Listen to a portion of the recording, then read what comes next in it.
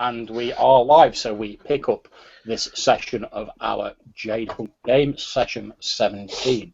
And we begin the scene as Yoshida, Hibiki, Banban, and Daisuke are gathered outside the abode, Banban's sort of hidden laboratory where Lady Chow had been using to organise the various underworld operations that she'd been overseeing as a sort of godmother of crime to the city, drawing together all of these criminal organisations, unifying them into some sort of cohesive force.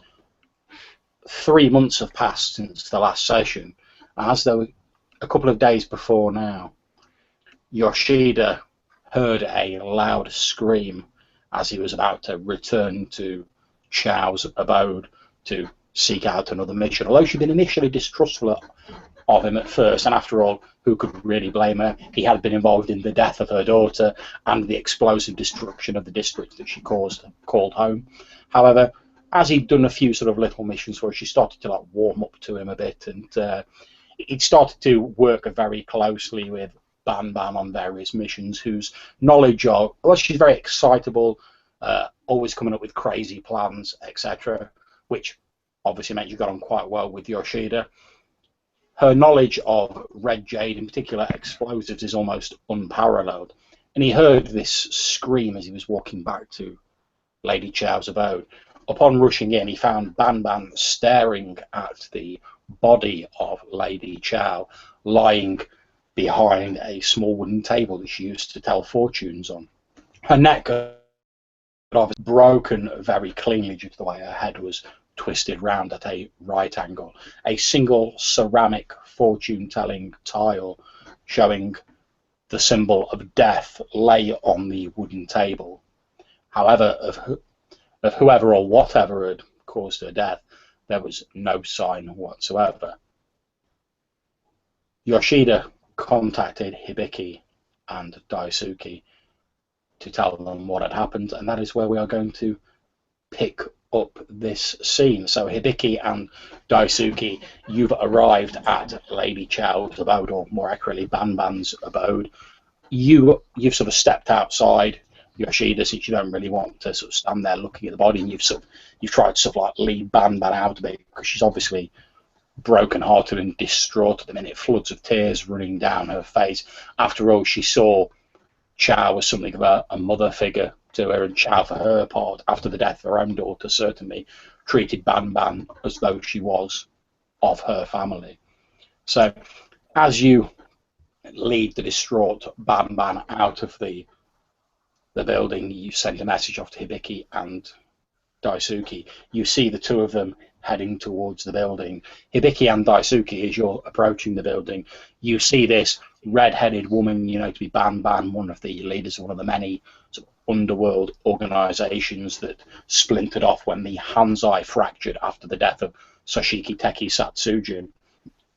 You can see that she's clearly distraught. There's floods of tears running down her face, a great look of grief and anguish on her face. And she's sort of clinging to Yoshida as he sort of stands outside the door. He's got his hands sort of on the door, holding it shut. What do you all do? Sorry, just one question. We know Chow was dead, or we were just called here? You're just called here. So, Yoshida, what's going on? Yeah, Yoshida's he's sort of looking downcast at the moment, holding the distraught Banban. You can sort of feel her racking sobs and shivers passing through him. It's Chow. She's been taken out. Not wanting to use a harsher term to set Banban off even further, but assuming that his compatriots will understand exactly what he's talking about. Oh, she's been killed? Correct. At which point there's a loud sort of wailing sob from Banban, who again breaks down into tears. And she sort of she buries her face in Yoshida's chest. By who? When? I do not know. There's no sign of whoever was in there is not here now. The place wasn't disturbed, was it, John? There wasn't a scene of a... No, there was virtually nothing out of place. To be honest, when you first walked in, you didn't actually realise that she was dead due to the way she'd been sort of like placed back. It looked like she was just sitting back on the sort of the bean bag that she used to sit on when she was reading her fortunes, because the table was fairly low down. It was only as you sort of moved round Ban and you saw the fact that her head was like twisted to one side, that and the sort of pallor of her skin, that you realised she was dead. Nothing else in the room was disturbed. Whoever did this, I'm assuming it's a person, was sending a clear message, Daisuke. They got in here, they took her life and got out without disturbing or alerting anybody. Maybe you want to have a look. Mifune, you're good at this you're good at the investigative paths. Well, before I do that, I bet the assassins have something to do with it. I thought I'd call you guys, being friends, and frankly, if for example some kind of Jade shenanigans has been involved, Daisuke, you'd probably be the best person to call. Yeah. So, I have to ask one thing first. Did this woman have any enemies? Probably. At which point, Ban breaks away from where she's been clinging to Yoshida and sort of pulls herself away slightly, and through teary sobs, a look of anger sort of crossing her face, says, "It's obvious who's done it. The government knew they couldn't silence her. They knew she was wielding everything together as a force to use against them. They've obviously decided to take her out before she could pull the gangs back together again." Well, we know that the government are behind it, of course.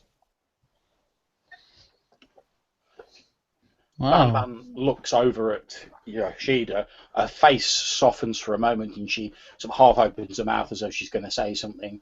Then she sort of presses her lips together, shuts her mouth firmly, and says, "I'm going to make sure they pay for what they've done here today." And she turns and storms off. As she storms off, I don't blame her. Run my hand through my hair and just, my, I hope she doesn't do anything rash in her current state. Yoshida goes to say something himself. He opens his mouth to offer words of sympathy and understanding. He's lost a lot of people the last year or so. You know, as far as he's concerned, the best city's already dead and things are getting darker, but he knows they'll be lost in her right now.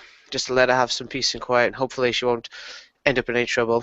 And if she does, he'll have to sort it out, since he's risen through the ranks a bit in Chao's organization, so they're probably going to come to him if she goes missing. You watch as she sort of storms off into the distance, her sort of fiery red hair retreating away from you.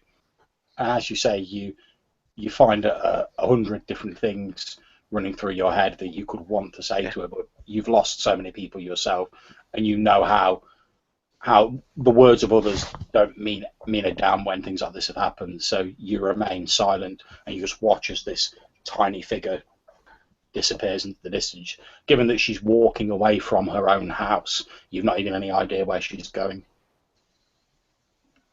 With a frown on his face, Yoshida turns to Mifune and he's like, "She's probably right. This probably was the governor's forces, but there's no reason to assume that." Yes. It could be a rival gang. It could be anything really in the city at the moment. A rival gang? Well, I know it wasn't the Udarato, and they've all left the city. You know who that leaves if it was a rival gang? You can't mean the Mitura Dragon. I mean, it's possible, but this is a bold move, and if that is their intention. Do you know much about their leader? Not particularly, no. I know the name. I know they're not ones you want to cross in the city, but I've had no dealings with them personally. Have you? I know that he follows the way of suffering. Yoshida kind of smirks a little at that and thinks, yeah, they can be a bit troublesome. In fact, Yoshida And in fact, anyone else who wishes to, you can make me a scoundrel roll to see what you do know about the leadership Oh, yes, please. of the Master Dragon. All right, Jenny, calm down. Scoundrel, right? Yeah. Indeed. I got a... Okay, fine, it won't let me zoom in on you. I got a good roll. And yourself, Yoshida? Fair. Okay, I think it's fairly safe to assume, Hibiki, that you know what I'm about to say anyway. Yeah. Okay, you know that the Matu Dragon are led by Kayaputan Osoishi, who is renowned as being an ex-winner of the Tournament of Four Winds. He drills his men to the highest standard of military discipline, and they're renowned for their ability to follow orders. It's even rumoured that one of the tests before you actually ascend into becoming one of their number is that a group of them are gathered together, and one of them is commanded to fall on his own sword to prove his loyalty. That's how devoted they are to their cause. They're renowned as soldiers, assassins, muscle for hire. Any job as long as the price is right. Indeed. That's a good aspect, by the way. Yoshida is probably going to lead the other two into the room and close the door behind him if they want to have a look around. Okay. He's thinking they've only got maybe 10 minutes before other members of the gang turn up. You're led into the Start small asking questions. sort of lounge you saw previously. It's a fairly sparse room. There's a small wooden table. It's about a foot from the floor. There's a single ceramic fortune-telling tile at a 45-degree angle in the middle of the table, which has a symbol for death on it. Lady Chow's body is still sort of sat back as though sort of reclining on this beanbag. It's only the fact that her head is twisted entirely to one side at a right angle, and the pallor of her skin as the colour is drained and the blood started to pool in her extremities that tells you that she has passed beyond this world. So I walk over and I pick up that tile that marks death. Okay, it's Well. Sorry, go ahead. Well, it looks like she knew someone was coming for her. Definitely indicates a known enemy. Assuming it wasn't staged for whoever found the body. Hmm. Do They could have these easily just left it there afterwards.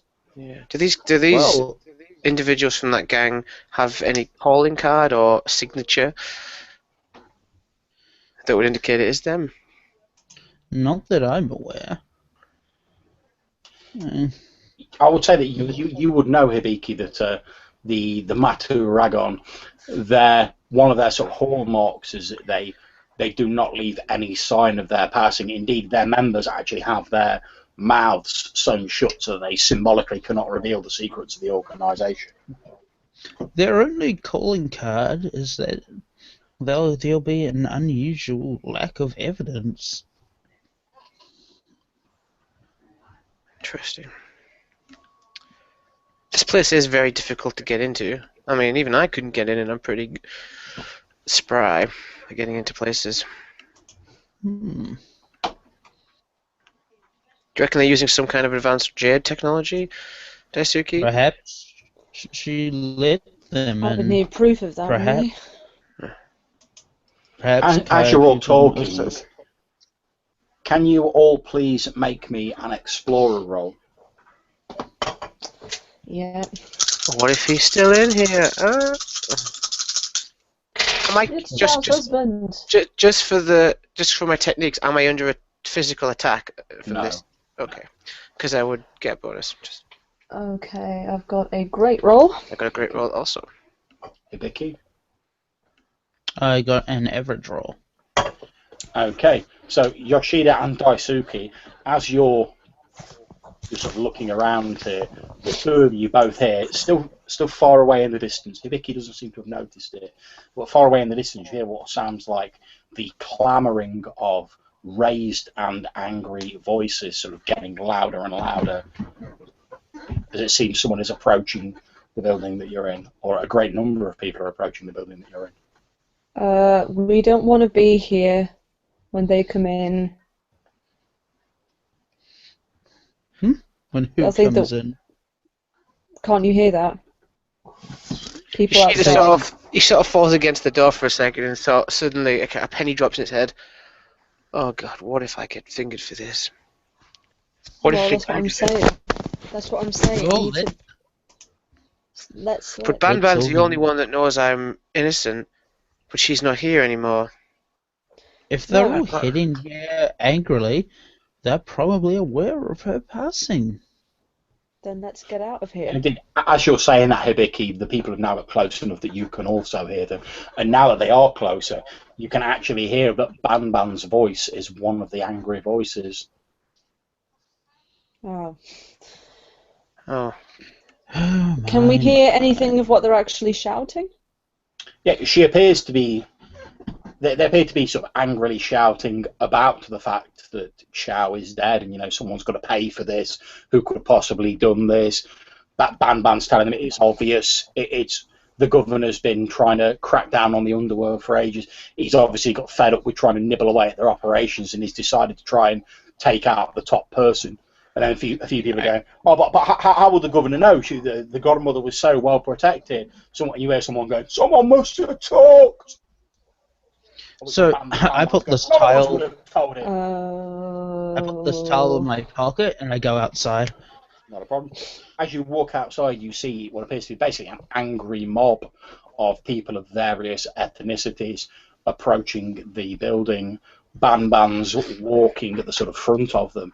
They're all angrily sort of shouting. They're not really shouting at anyone. They're sort of arguing amongst themselves as they're slowly sort of rumbling forward in a disorganised fashion. A mob is forming. That can't be a good sign, I say. Rubbing the back of my hair over the knot that ties my headband.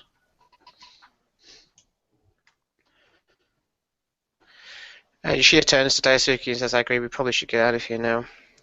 Yeah. We found all we can here. Just seems like our problems just keep growing and growing. Is there a back door to this place? Was she to know that? There isn't a back door. There's basically blind. There is not. It is meant to be absolutely secure. Especially after the destruction of the Sheshin district, they even doubled the kind of protection this place has. Is there an upstairs? Can we escape via the roof? I've just walked out, right? Yeah, you're stood outside the front of the building. In fact, as they're approaching Hibiki, you hear someone in the crowd go, "Look, there's one of them now." At which point, Ban Ban just sort of cuts him dead, and she says, "No, that's one of the people who found the bodies with me. That they stayed here to make sure no further interference was done." Right. So I'm going to approach them. Now, anyway, let's all keep a cool head right now. You're all seeing the giant the suits that the governor's been commissioning. Don't you think if the godmother was killed by him, you would see something a little more obvious? A couple of people are sort of like, "Oh yeah, well, he has got a bit of a point." I mean, he does have the means to kill someone slowly and silently, but why would he? He is much more likely to use a display of power to quell the masses, so no one would dare stand up against him. You notice Ban Ban's gone quiet. She's looking quite thoughtful at what you say, and then she gives a small nod and says, "But who else would have reason to kill her? The only people we oppose are the government." Well, the gangs are fractured right now, aren't they? Yes, but none of the other gangs that have the balls to make a movement like this. The godmother was bringing us all back together like we were in the days of the Hanzai. They wouldn't have wanted to endanger that. What would be the point? They all stood to gain substantially by a united front. We were going to split this split the city between us after we dealt with the governor. Possibly, but the Udaratu have left the city. I haven't been able to contact any of them. So someone at the back's like, yeah, I do. They'd all like gone out of the city. And why share the city if you can have it yourself? Maybe the remaining gang just got particularly ambitious.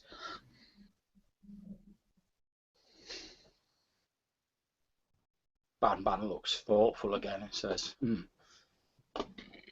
you may have a point to what you're saying. She turns around to the crowd and she says, all of you, you know me, you've worked with me, you're all members of the High Rosata.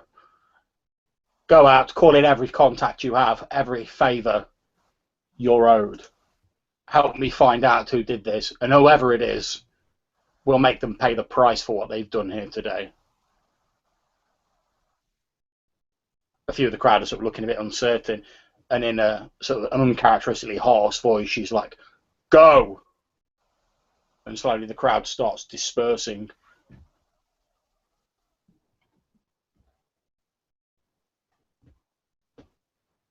Leaving just yourself, Hibiki, and Ban stood outside. Obviously, you guys inside, you hear most of this conversation.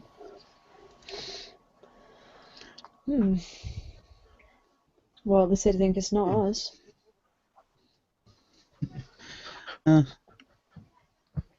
Try not to do anything too rash. Ban, was it? She looks at you and says, "Yes, Ban is my name." Mm-hmm.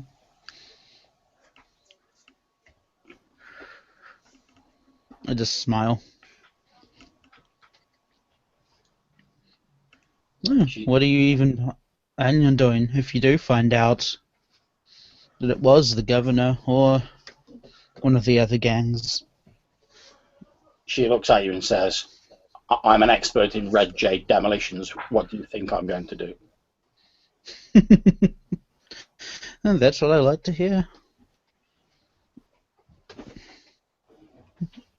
Her face has assumed a sort of cold, hard cast to it. And she says, "Make no mistake here, I will find out who did this and I will make them pay for it. They'll wish they died inside that building instead of Lady Chow when I've finished with them." Oh, sounds like you're going to need something slower than an explosion. But times are wasting and, we're all very busy. I knock on the building. Come on, you two.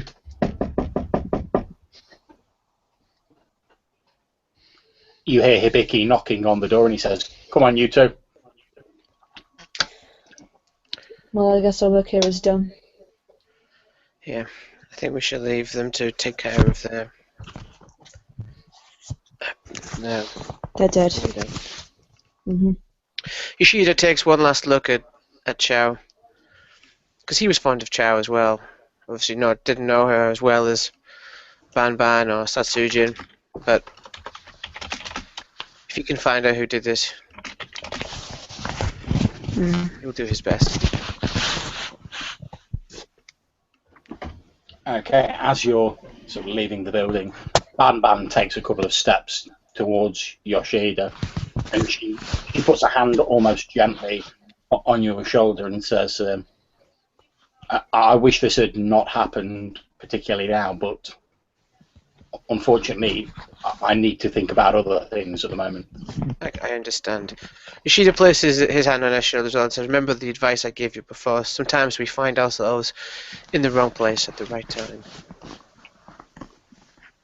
She turns and looks around and says, "You'll forgive me if this place seems like it's built on ashes now, but as far as I'm concerned, the best of this city died with Lady Chow." I know that feeling exactly. And she, without saying a further word, she walks into the building and closes the door behind her. I do hope she doesn't do anything stupid. Yes, let's all hope. Now, Daisuke, are you aware of that outpost that's been, kind of just walking away in the middle of a conversation? How like him. Alright. Indeed, Daisuke's wandered off muttering something about building a white jade communications device. So Man. muttering under his breath about, I need to get this amount of white jade, and I'm going to have to get the clockwork to build the circuits and calculate the air frequencies. Got to get the right tools for the job. Turn kind of annoyed. So you must know about the giant Aerum outpost that's floating above the district we're at? I've heard about it, yeah. I've been pretty busy lately, to be honest. Finny, I've been trying to help out the things in the district, trying to get his information, using these guys as sort of an in-between. Very interesting. So, do you know that the Aisaku Clockwork Manufacturing Corporation wants to use it to build a large manufacturing plant?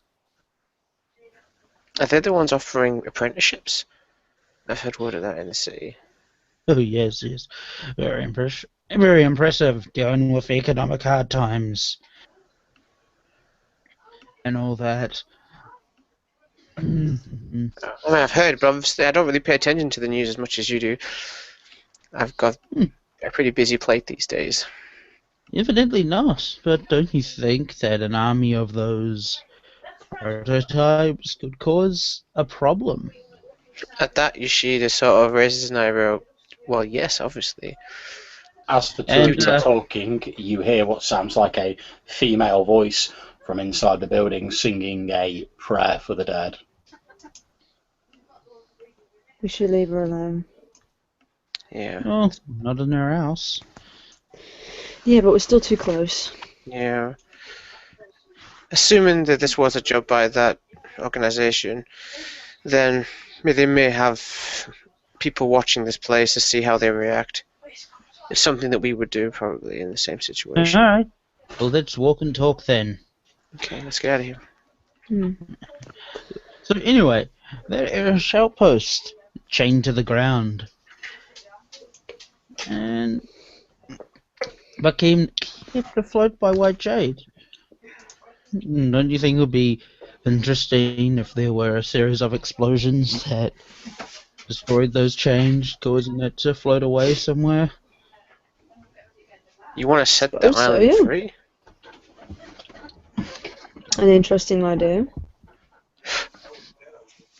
Well, it's either that or we have to fight an army of those things. Those... What did you call them again, Daisuke? They had a name. Oh, you're going to have to remind me of the name, John. For the armor troops. The armor troops. Ah, yes. Silly name. They should probably be dealt with, right? Yeah. Can you deal with all of them? Unlikely. I'm going to assume that if Exactly. it's being chained to the ground, that the governor has placed a substantial amount of security around those chains. How do you plan for us to get in there and cause a ruckus? Well, we just blow up the chains at the base. But that's where they'll be guarding them, surely. Well, we can deal with a few guards there, but what we can't deal with is an entire army of those things. It's either we have to fight a few of those at once or an army at once. I see what you're getting at. I'm not sure letting that thing loose is the best idea. In terms of what if it just crashes into a different part of the city? It won't. You know about the Irish capital? It's an engineering marvel because they can control the direction of it. This was an accident. It wasn't intentional, if I remember correctly, from what happened. Yes, but it's clearly white jade, and besides, it won't crash on the city if you only blow up the chains anchoring it to its position. Yeah, but so I was going to ask Daisuke, do we know if it'll just drift in a random direction? Will it rise into the sky and then come crashing down again once the jade has dispersed? I mean, it won't sit there permanently. I can't say, but it will remain constant. As You've you say, seen the once it train. disperses, it will do something else. You've seen the chains, they're pulled quite tight. I just assumed it would keep rising. I will say, Daisuke, that it's difficult for you to say because you don't know exactly the method via which the sort of white jade that's allegedly there has been sort of like impregnated into the surrounding rocks by whatever bombardment destroyed the fortress. You'd have to like get more of a sort of first-hand look at it before you could say. I mean, you know, Ishida's all up for, you know, giving it to the governor. He's all for to banish evil, good men must not stand idle. He wants to get involved, but he just wants a bit more information on how this would work and the consequences of setting free an entire chunk of white jade would be. So now you care about consequences. I've always cared. It's just sometimes you can't control what happens, you just have to live through it. Looking back at the kind of hideout with a slight look of reproach. Actually, John, how large is that outpost?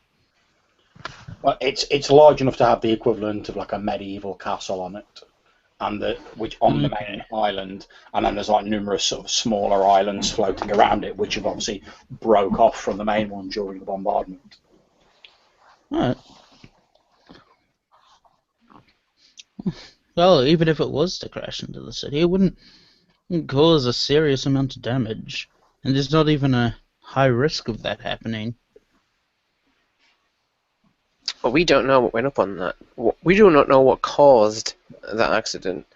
We don't know what kind of particulars could be up there. The jade may not be just white jade, it may be a combination of different tinctures. Yes, better to get it away from the city.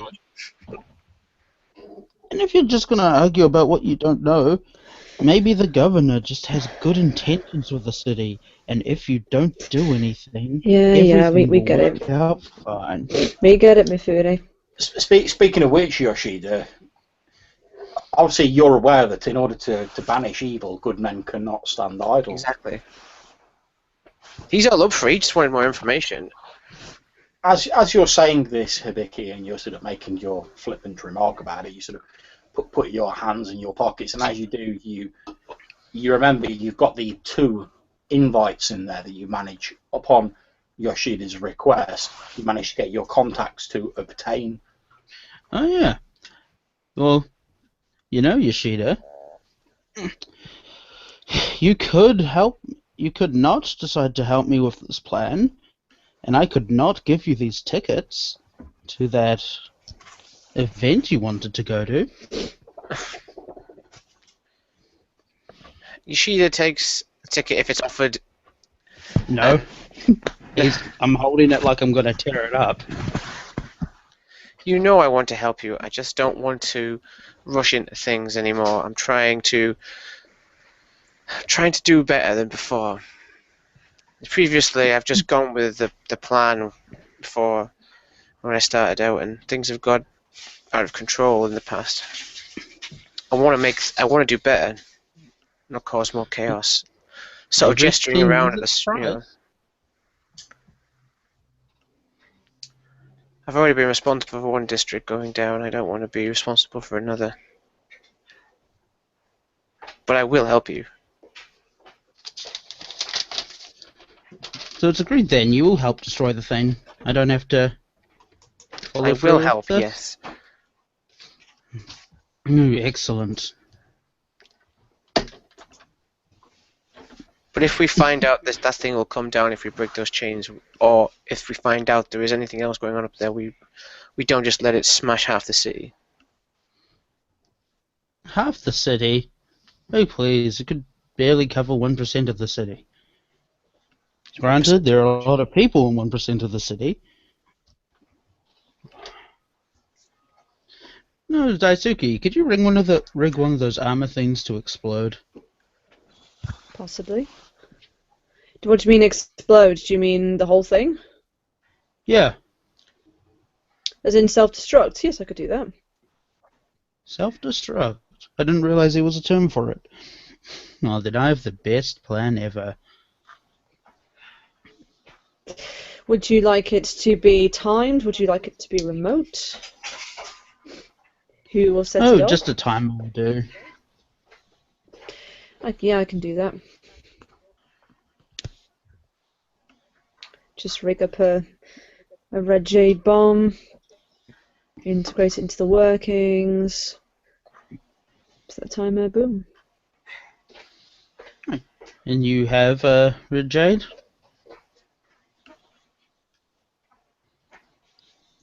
Again, you'll have to jog my memory. I don't think I have any left, or No, you don't. no. I no. don't think you do. Yeah, well, if you No, do, whatever it red wasn't jade I covered in had. the story. Whatever red jade I had, I threw it away. Oh, It's not like we've ever more had trouble meant getting it, something though. like Something that disturbs me about this place is that, all kinds of jade are just so easily to get hold of. It's probably Yes, half it is the problem. quite remarkable. I'd love to get my And, hands on some of that white jade. well, we can do that at the same time. Hmm.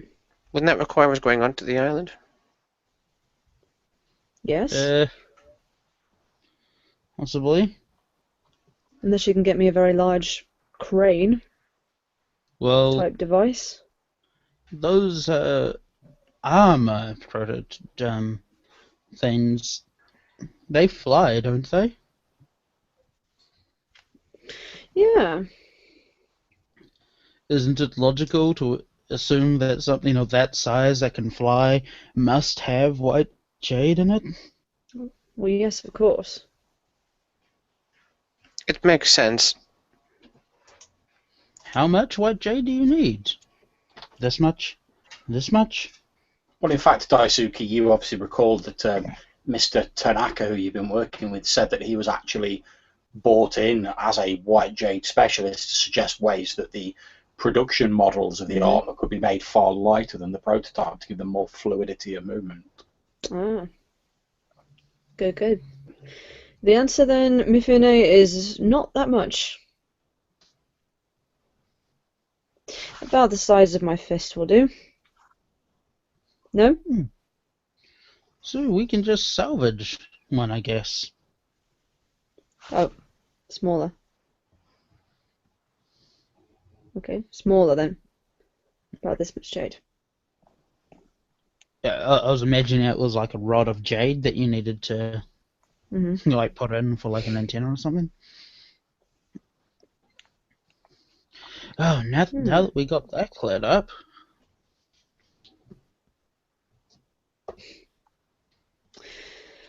You guys go and have fun at the party.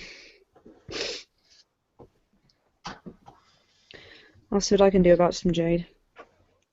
Oh, I don't really intend to have fun, but who knows? You're young. You're going to a party for free, you might as well. Well, assuming the governor hasn't forbade any kind of cultural performances within these things, there might be some entertainment.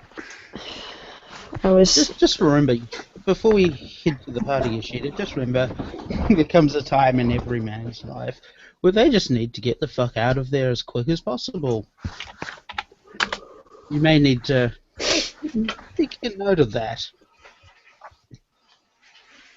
I will do my best to remember, but we are there to retrieve important information if we can get access to these individuals.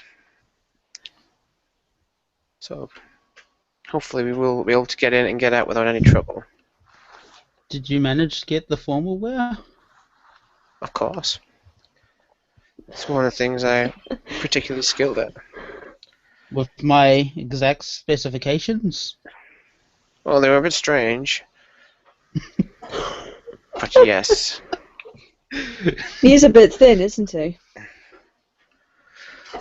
Well, he seems that he has to have his head shown at all times, considering that we're trying to being conspicuous, having the headband on short 24/7, it's almost inviting trouble.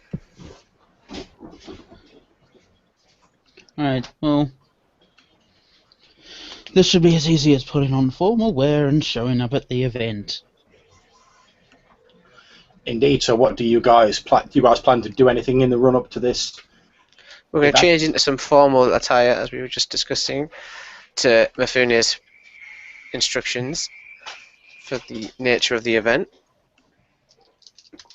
Are we able to bring our weapons with us? Like, or is this one of those events where... I would assume, no, don't bring your weapons around events. You know, one of those crazy parties that are like that. It is a formal occasion, so as you know from the sort of the traditions of the local area, Yeah. a small sort of ceremonial or decorative like dagger or sort of wakizashi would be permitted, but people would not be expected, aside from the security forces that will be there, people would not be expected to carry sort of normal weapons. Would the wakizashi that Shida's got be a bit too inconspicuous, being all blackened and kind of funny looking?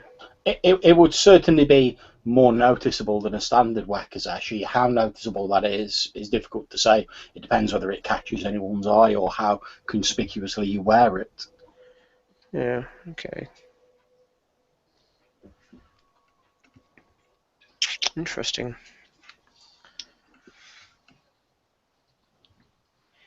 Would it be more weird to have it on his back? Just You having could the handle showing? Side. You'd probably be best, as Hibiki says, to have it on the side where you could sort of disguise the blade with like the folds of your robes, Yeah. and so you say have the handle sort of sticking out. Yeah, what we And do I is... imagine, I was just going to say, I imagine that some people can attend these events in their military garb. Yeah, you would know that people who are sort of actual members of the military or members of the city guard would have a bit more leeway when it comes to Mhm. wearing weapons, particularly if they're on sort of active service at the time, since they're Okay. expected to always be ready for combat just in case it occurs, to fight for the good of the city. Okay, so what she'd probably do is he'll dress up the sword a bit, like maybe with some like a ribbon, silk ribbon across the scabbard, make it look a bit more fancier, and just make. Like, maybe, I suppose he'd put his attire in a sense to make him look like he was a fighter in the Four Winds tournament. So maybe someone of relative standing, but not obviously. That's not a problem. In fact, make me a.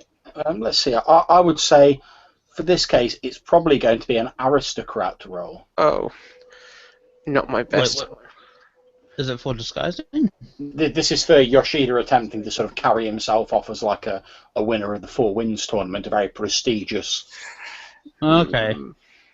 If it's lying, it's scoundrel, isn't it? If it was just a basic disguise, I'd say yes. However, since the Four Winds is Okay, sort of okay. a well-renowned thing. Oh. Oh, no, I see what you mean. Yeah.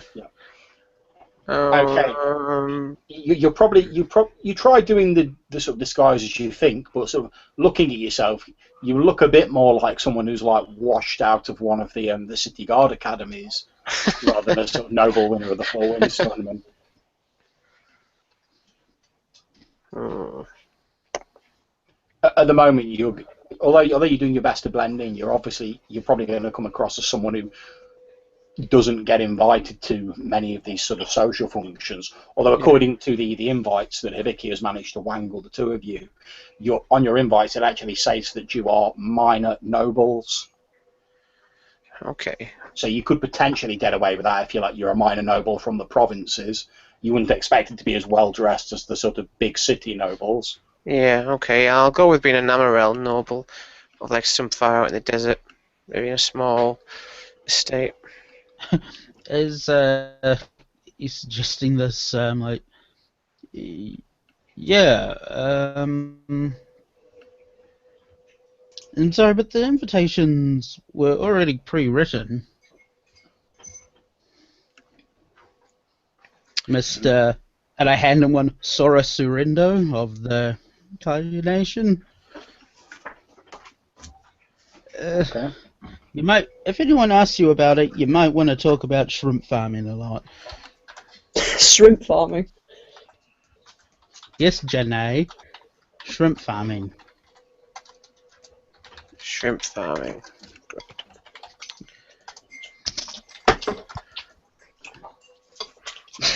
Okay, and what does your own invitation say, Vicky? I was going to say, I bet it's like... It says, I am my noble captain. I can only think of one fake name every few minutes.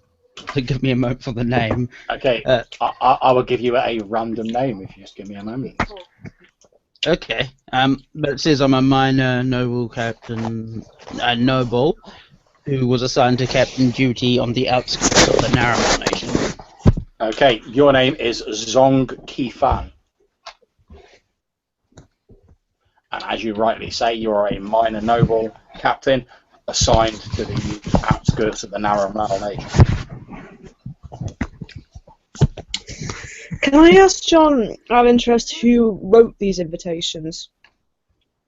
They would have been written by one of the many functionaries that the organiser of the ball has. Obviously, there's far too many people being invited to this prestigious ball for the person who's organising it to know everyone. They have people who they basically say, make sure you invite the right sort of people to this party, and they deal with the actual drudge work. That's effectively how Hibiki's managed to get hold of these invitations. He's had them intercepted. He's like, oh, they're minor nobles. No one's actually going to be bothered who they are or what they look like. I've intercepted these invitations, and we've got them instead of who they were supposed to go to. The minor nobles will just assume they've not been invited. The organisers probably don't know everyone. They're just no, of course they've handed the job off to other people to do. Yeah, it's one of the great things if you're sort of an underhanded person, that all of this stuff's decentralised. So, in addition to getting this formal wear with some fake Naruto recommendations of honor, Hibiki's also set it up so he can take it off, the regalia noticeable insignia very quickly, and has a plain white mask ready.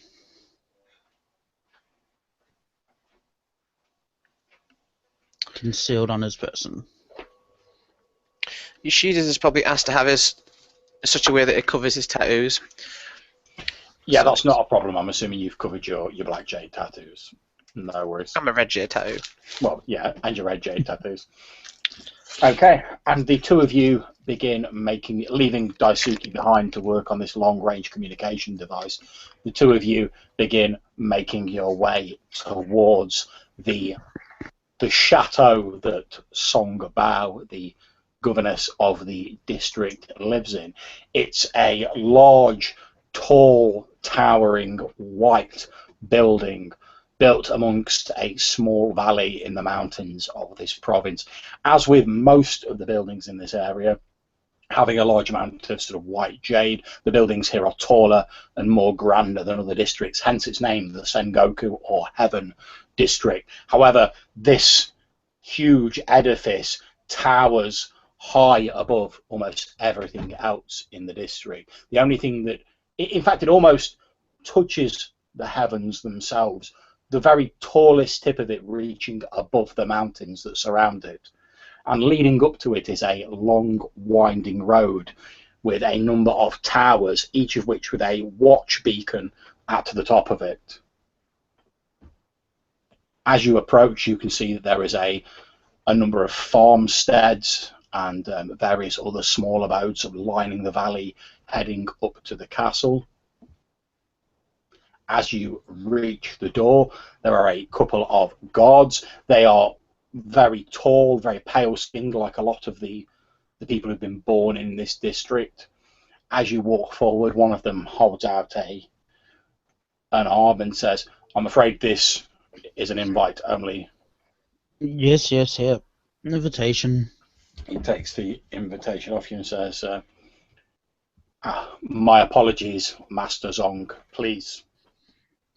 And he gestures for you to go through the door, and then his fellow steps forward and sort of holds out a hand to you, Yoshida. I overhand over my invitation as well, giving him a polite nod as we go in. He takes a look at your invitation and he goes, and he sort of shows it to his his colleague, who barely suppresses a small smile, and then he says, "Please do go in, Master Sora. I trust you'll find your visit to our humble abode enlightening." How is the shrimp harvest at this time of year? At which point his companion's like, Rashida staring daggers at Mifune and his strange sense of humour. He's walking ahead. He's walking. He's not even looking at me, I know. Says bountiful this time of year. he passes you the invitation back and says, "Well, I'm not sure we can offer anything to equal the rarefied delights of your homeland, but please go in." Thank you for having me in your humble abode. Trying to suppress his urge to smack the guards and Mifune. As he wanders in. Although Yoshida can't help feeling some slight disgust at this opulence, considering he was in the Sheshin district only a few days before, and seeing the poor folk trying to get by in there that have survived the blast. The very few that have. Yoshida, since you're always in the wrong place at the right time, I certainly am. I'd like to offer you a fate point at this juncture as another figure walks in, obviously planning to go to the same function as yourself on the path behind you. Would you like to accept a fate point? Give it to me. Okay, no problems. As you're walking up, you hear the voice of an old man from behind you going, "What's that you say? Why, is that young Surinder? Why, I've not seen you since you were a child, my boy. Turn round and let me have a look at you." You turn round and there's this slightly like withered old man dressed in sort of faded finery, but it's a bit sort of threadbare and a bit past its best. He's leaning on a stick. He has an attendant with him supporting him. He's obviously quite well off, though, given how he's carrying himself. He turns around and says, "Oh, I'm sorry. I bet you hardly recognise me. It's me, Zai Peng."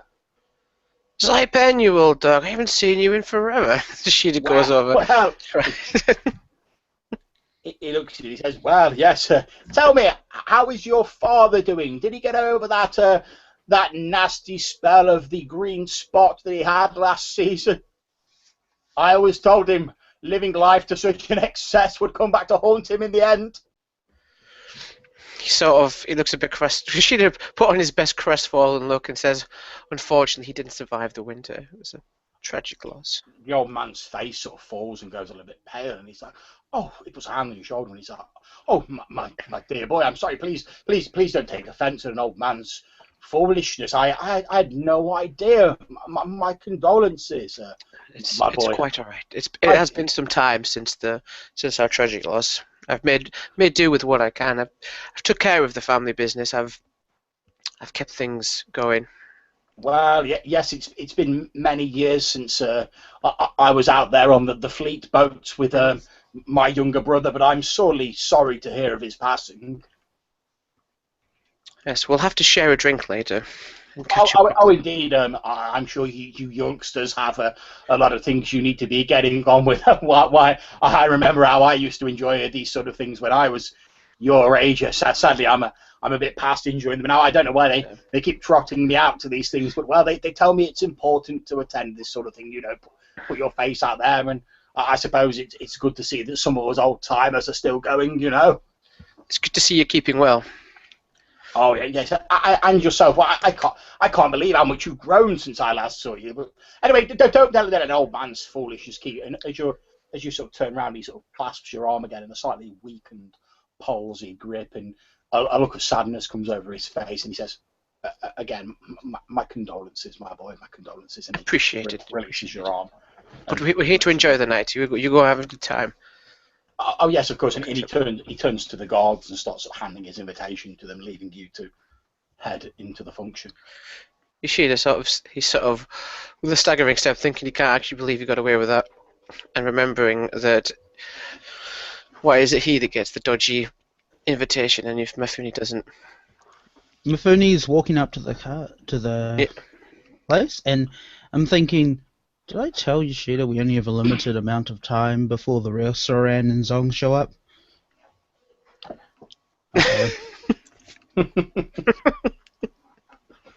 Okay.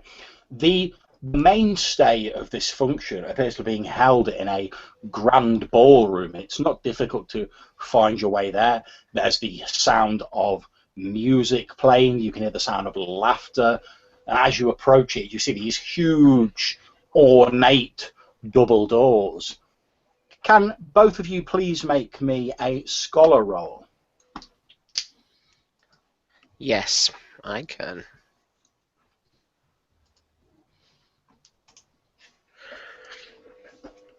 It's actually not bad for Yoshida when it comes to scholar. I got a great roll, John, in case you... Okay, Hibiki, you're obviously more sort of concerned with like taking in your surroundings and checking out for any possible danger.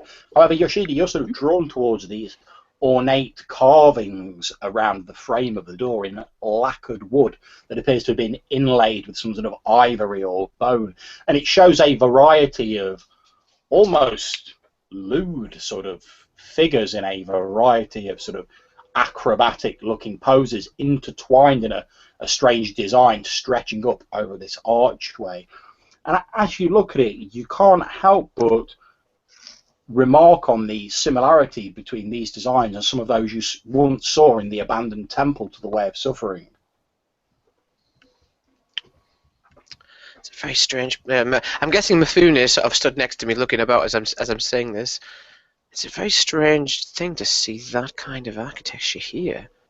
I haven't seen that since Batu's temple. He says, obviously, quietly. Yeah. In the Way of Suffering. Are these people practitioners? God, this night just keeps getting worse. You can hear from beyond the door like the sound of like raucous laughter and what sounds like music. Obviously, at that, Yoshida perks up a bit. Indeed. Shall we go where the entertainment seems to be? For now, we've got people to see and things to do. I don't want to stay here too long. So it looks... I nod to him, Okay. hoping that he'll realise that the people we're betraying probably won't know each other, being listening halfway across the world. And I'm going to head towards where the music is and laughter, and I'm going to be looking around for windows and exit points. Okay, yeah, there are many. Most of the architecture here seems to be very Gothic in style. It's very tall and elongated.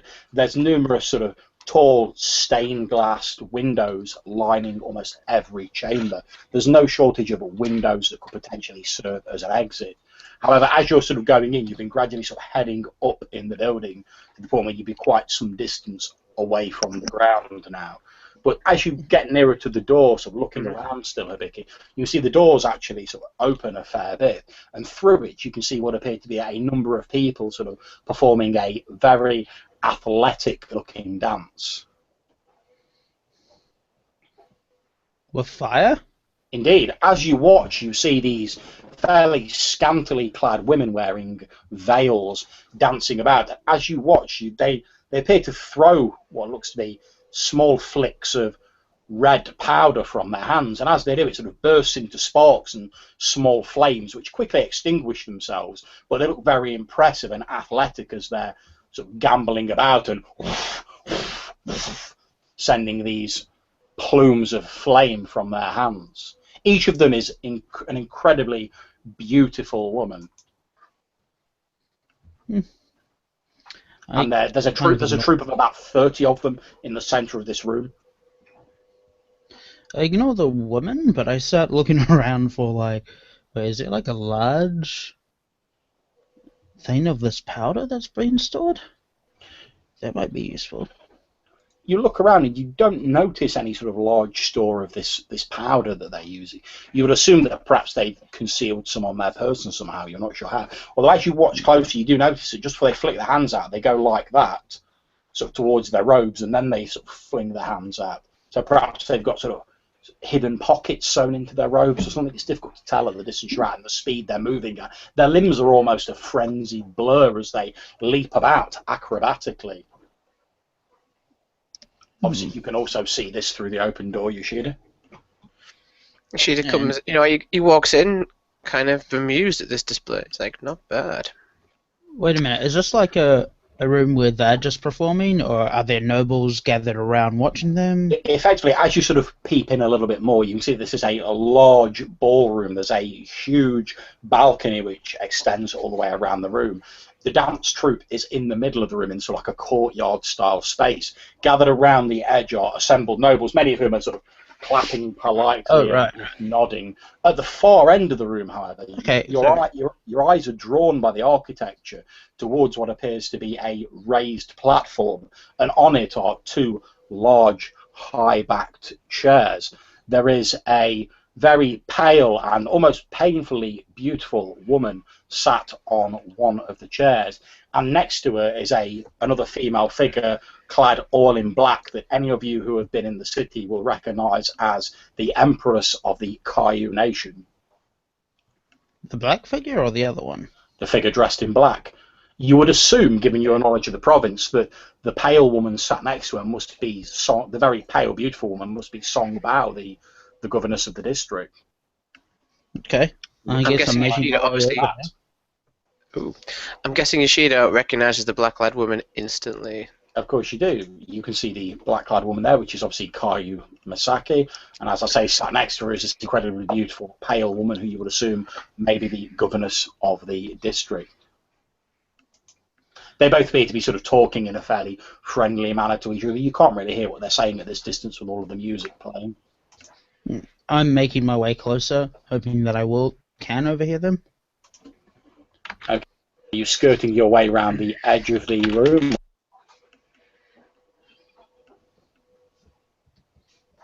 I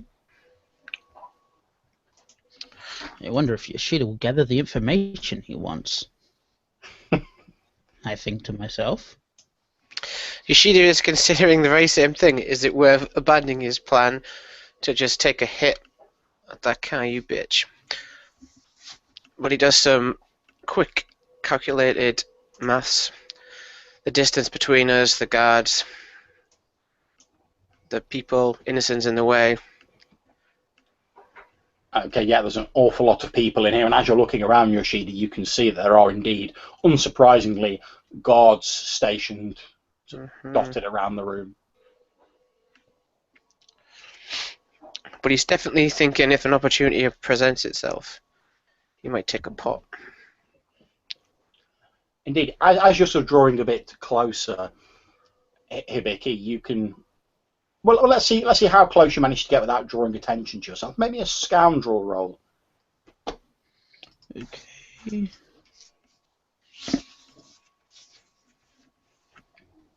Well, because I am a cunning agent. Oh, I like it when you do this. That's good. Go for it. Okay. At this point, Song Bao, if you'd like to make me an explorer roll.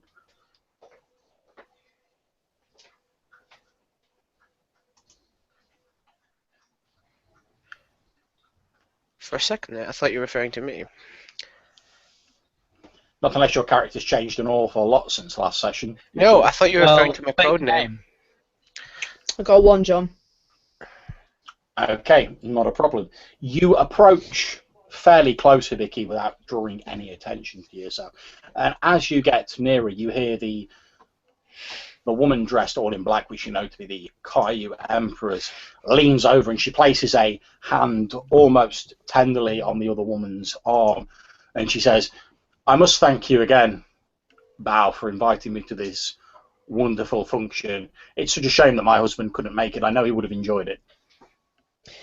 Yes, I know your husband likes this kind of thing, but I can see you're enjoying yourself without him. Indeed, the dancers are quite spectacular. I assume that one of these, and you notice, Hibiki, a note of almost derision, a notice of almost sort of It's almost as though she's sort of sneering inwardly. She says it. She says, "I presume from one of these," and she gestures around the room. "You're hoping to find your suitable suitor. Is that correct?" Not entirely, but for now, I would like to perhaps keep it that way on the surface. I understand. Appearances must be preserved. Believe me, I understand about the necessity of these political alliances. Anyway, this is your function. I would hate to monopolize all of your time when I can see that your subjects demand your attention. So I'll just sit back and enjoy the rest of the entertainment, and I'll leave you to go and mingle with your people. Thank you, but I'm sure I will see you more before the night is over. I do hope so. And she sits back in her chair and politely applauds some of the dancers, leaving you to do what you wish to do, Songbao. Okay, well, I'm going to get up and head on over to the nearest waiter with drinks. I'm going to get an aperitif, and I'm going to start mingling with the guests that are coming in, ones that I find appealing to talk to. The one with the most expensive outfit, sort of thing. That's certainly not a problem here. Most people here have come dressed to impress. Everyone's wearing their finest robes, their most opulent jewellery. Anyone who has any military experience, either bought or actual, is wearing their medals and their decorations pinned to their robes. There's a surprising mix. You'll notice this, Hibiki, and as you're sort of mingling around, there's a surprising mix of different ethnicities of people here. You spot a couple of people who are obviously of Naramel descent. You're pretty sure there's a couple of Tuyangan nobles over there. You can even see, as you're looking around, you can see what appears to be someone wearing an eye patch and what looks to be like an old style Aerum uniform, not the current style that they wear, but one of the sort of old sort of Air Force uniforms.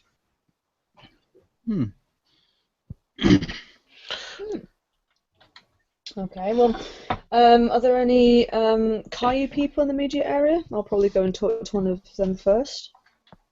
Indeed, there are. You notice that there's a minor noble who you know to be called Gang Shi, who he's a bit of a toady, a bit of a yes man. He's slightly bold, has a bit of a sort of comb over, and he's a bit of a sort of simpering fool. But he is technically a member of Kayu nobility. And as you sort of walk in that direction, passing Hibiki as you do so, this Gang Shi says, Good Governess Bao, it's an honour to be in your beauteous presence again. I give him a small nod and say, Gang Shi, we meet again. I trust all is well with you. Indeed, Governess, indeed, Governess. And I must say this is a splendid affair that you've put on. I was just saying to Shamzai Kwang the other day that we have so missed your gracious presence in the Kayu Empire. A little bit of light seems to have gone out of the Empire since you left and came to Kausao, although I'm sure our loss is Kausao's gain. Yes, well, unfortunately I cannot be in two places at once. More's the pity, Governess, more's the pity. Since your presence lights up anywhere that you deign to give it. Yes, well.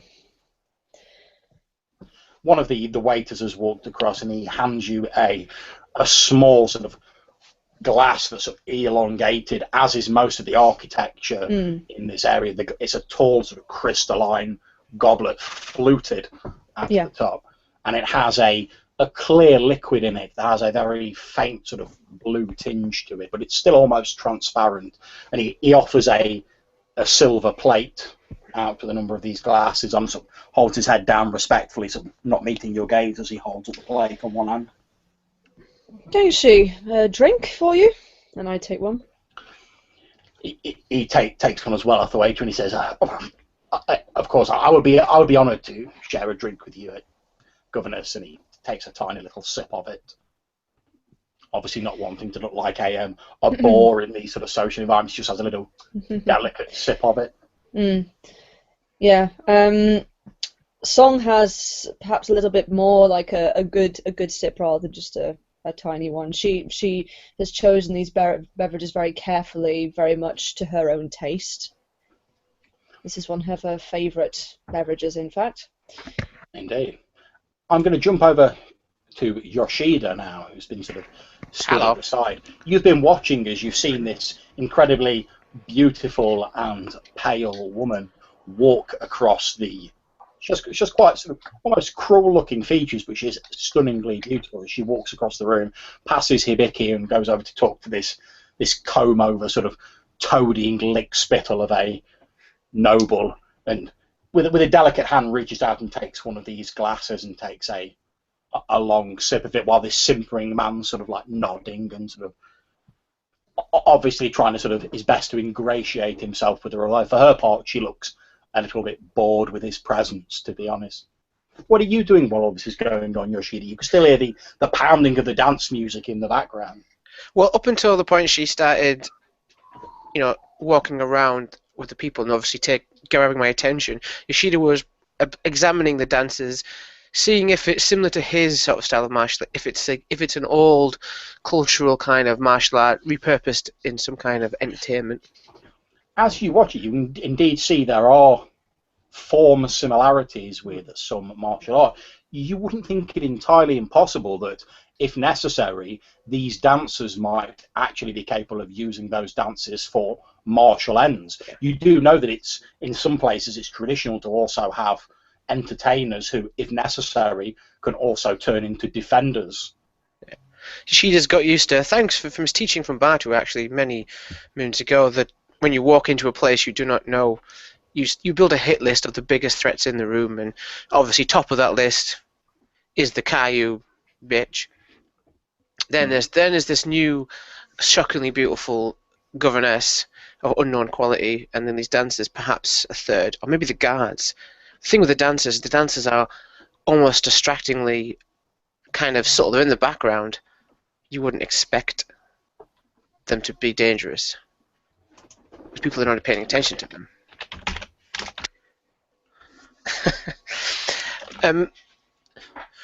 So I don't know if Hibiki would have told Yoshida if there is a contact or someone in the event itself who's going to help provide information, someone he's already got on side for us to talk to meet here, or if we're just going. I thought that you just wanted to go to this event and you asked me to procure tickets. No. Well, in that case. And that's what Hibiki's done. He's like, Yeah. look, he's basically like, look, you asked me to get us in, we're in. Right. Yes. So, if you're finished, I'd like to create an advantage. What advantage would you like to create? Most interesting person in the room. And how do you intend to create said advantage? What do you do to place yourself above these other people of quality? Okay. Everyone is impressed by this mere performance. I'm gonna sit back against the wall, look all cool and like I don't care that much, and I'm gonna show off the cool detached loner. Is that correct? Yes, and I'm gonna show off my legend headband, which should help. Okay. Can you make me an aristocrat roll? Although I am open to you using scoundrel if you wish, since it is a deception. I want to use aristocrat.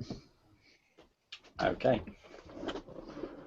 Not a problem. You stand in the corner with your arms folded, an air of cool detachment fairly washing off you into the room as you feign a look of unconcern with this trivial dancing and sort of fairly banal entertainment that's going on. As you do so, you sort of raise a hand and sort of, almost without thinking about it, sort of flick the edge of the headband where it's been concealed so it wafts out and hangs down from the back of your hair.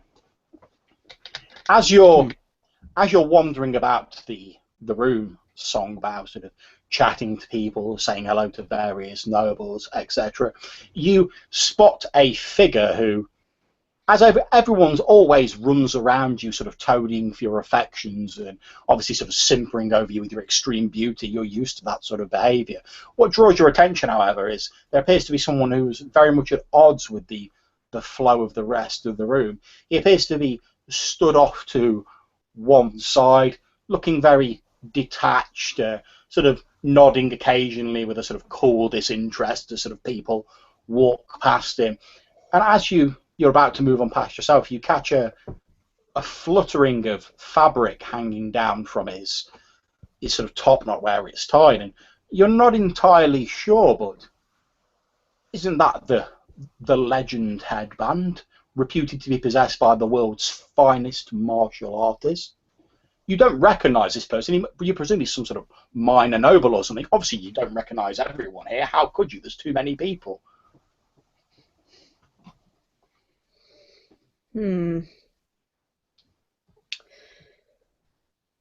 Okay.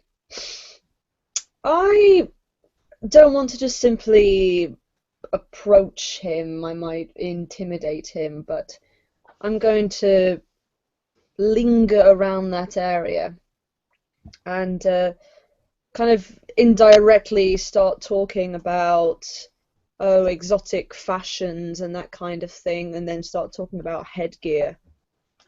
Okay, yeah, not a problem. After a few moments, Hibiki, you notice that Governess Song Bao has sort of drifted over into your orbit slightly, although she's not directly addressing you or has not approached you directly. You can see that she appears to be talking to nobles and saying, aren't all the fashions of the day getting terribly passé and sort of old hat? She makes various references to how a single notable item, if worn correctly, can be far more shocking and far more telling than a whole variety of gilded robes. For instance, she says, a headband, if worn correctly, could say more than 1,000 fine robes. I'm sitting there and I'm like, and I'm thinking to myself, I really wanted to talk to her much more attractive friend, thinking of the Empress, but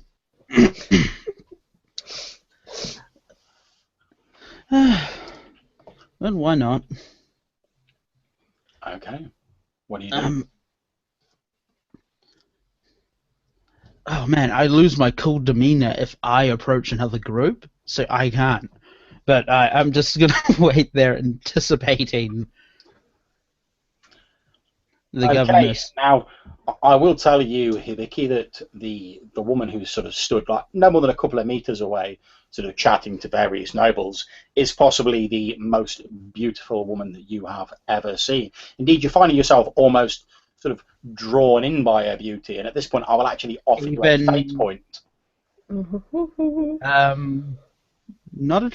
This character's not attracted to women.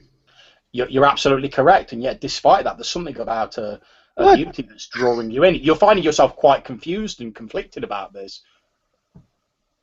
Having an identity crisis. I will spend the fate point to... Wait, are you compelling me, or are you... No, I'm compelling you. Alright, I'm spending the fate point to refuse. Okay, not a problem. You manage to sort of retain your cool and aloof demeanour, but again, like I say, you're quite confused since you're normally not attracted to women, but there's something almost magnetic and sort of compelling about this woman's, not just her beauty, which is obviously immense, but her whole bearing and the way she comports herself. Okay, I occasionally glance at her mouth to check for fangs. She does have pearly white, beautifully formed teeth, but there is no sign of fangs. I am still 90% sure she's a vampire. Okay, well, while this sort of slightly sort of awkward scene is playing out, what's Yoshida doing? Worse than high school. Yoshida is, when he sees the governess approaching Mifune, he gives him a few minutes to himself. I'm sure he's using his time and talents to get as much information out of her as he can, being the professional he is, and he's not making a mess of it. So he's going to try and scan the room and see if there's anybody else he recognises who may or may not know him, or possibly connections to the Kaiyus. Probably a good shout here. Okay, you look around the room. There's not really any people that you recognise here. However, there are a couple of people who sort of stand out to you as being slightly at odds with the rest of the look of the room. One of them is a sort of spike-haired old man wearing a patch. He's wearing a City Guard uniform.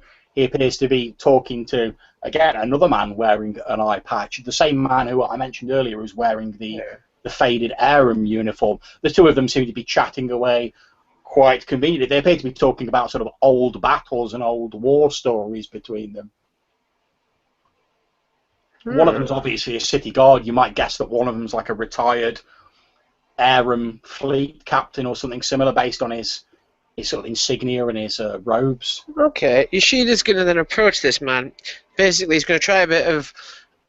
Obviously, he's a little irritated that Mifune knew he came here to get information and has given him possibly the most difficult cover story to like impress nobles that they ever existed, and he knows he's done this as his twisted sense of humor to challenge him. So he's going to go over and he's going to take note of the uniform and sort of talk about how he thinks that that particular maybe division or fleet of the Aerum Nation stopped at his province, and he recognises it's kind of an unusual, insignia. Wondered if they perhaps were in his town. It's nice to see the Aerum Nation in the city, considering what's going on. Okay, to point out to you, the picture that's currently on my screen is the City Guard guy. I don't have a picture for the Aerum captain, but it's quite easy to describe. He's sort of middle-aged, like I say, has an eye patch as well. He's wearing this faded uniform. As you walk over, he looks at you and he says, well, yes, of course, this isn't the current fashion. Back in my younger days, I was actually exiled from the Aerum Nation, but given the recent war and everything, well, they had to call everyone in, even old war horses like myself. Yeah, times are hard. And I've heard strange things about Kausao City. Obviously, I'm not from here. The other sort of the City Guard, the old man steps forward and he says, Sergeant Kuang. Well, almost retired. He says, well, you're not wrong there. He says, well, when I joined the City Guard, I joined it when honour and achievement meant something. Why, I'd hazard a guess that at least 70% of the guards now bought their commission. Bought commissions, I say. Why, in my day, you had to earn your commission. Being an honourable and distinguished city guardsman, could you clear something up for me? I heard some terrible rumour when I entered the city. Well, being from one of the lesser provinces. I can't share classified information with you, young man, but if it's something I can answer, of course. He turns to the other person. He says, please excuse me, Mordecai, while I chat to this young fellow here.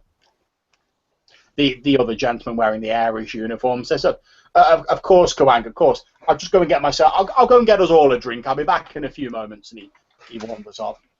At which point, Kuang turns back towards you and he says, so what was it you were going to ask me then, Sonny? Some of the nobles who travelled with me mentioned that they'd heard a rumour that in this time of war between the Aerum Nation and Kausao, that the governor, obviously being the righteous man that he is, has constructed some kind of prison. I was told to watch out what I say here because of my obviously country tongue, not to get myself thrown in there. That noblemen aren't really safe at times. Well, I dare say that you noble folk have more to worry about from the Jiang Hu than you do the City Guard. The City Guard are only here to protect the people. Now, I'm not saying it's the organisation that I joined. Lord knows it isn't anymore. But and there are a few bad apples in the cart, of course there are. But the vast majority of the City Guard are interested in protecting this great city and the citizens within. And of course, that protection is obviously extended to our more prosperous members of society, like yours. So I didn't catch your name, Sonny. What was it? It was Sora Surrender. Oh, yeah. from the southern provinces. Yes. Yes, of course. The shrimp Well, business. We don't yes, get to cast out that often, unfortunately. he sort of places a hand on your arm and he says, "Well, I know you're probably going to get short shrift from the people here. They don't. A lot of these younger nobles, especially, they don't appreciate a hard working ethic. Not like people like myself. I know what it's like to have built yourself up from nothing and have clawed your way into a position through hard work and graft. Why, as far as I'm concerned," and he pats you on the arm, he says, "You and your family are easily worth 10 of the people here." That's very kind of you to say, sir. And it's glad that someone understands that the 3 meals these nobles get a day comes from somewhere. Indeed, I think part of the problem, he says, and as he's saying this, the old sort of pirate captain walks back across and hands you both one of these fluted glasses with this slightly bluish liquid in it. And he says, "Why, yes, I think sometimes these young nobles, they forget that our society, it's an intricate dance of different social classes. Of course, we have our upper levels and we have our lower levels, but they're all intertwined with each other. The one can't exist without the other. It's like an animal. You may prize the milk you get from your cow, but why, if you chopped off its head, well, you would get nothing out of it. It's the same with our society." I understand exactly. I apologise if that example wasn't very clear. Polite speaking isn't exactly my speciality. I'm more here in the way of security. You know, being something of an old war hero, they like to trot me out every now and again. You know, so people can see that some of the old ways still aren't dead. You know, it's more for show than anything. Ever since I lost my eye, I've not been quite up to scratch. But you know, it's a free feed. I'm not going to say no, am I? Keeping honor alive. Wow. Someone's got to. Yeah. Mr. Surinder. Yeah, I clapped him on the shoulder. And obviously Yoshida is looking around to see if people are watching him, like talking to this guy, if he's drawing attention to himself while he's doing this. You notice a couple of people have sort of nudged themselves, but they're more sort of like pointing over at the old man going, "Oh, fucking hell's going on again." Yeah, he's whinging on. Oh, it's going about honour and like the old days again. Oh. Yeah.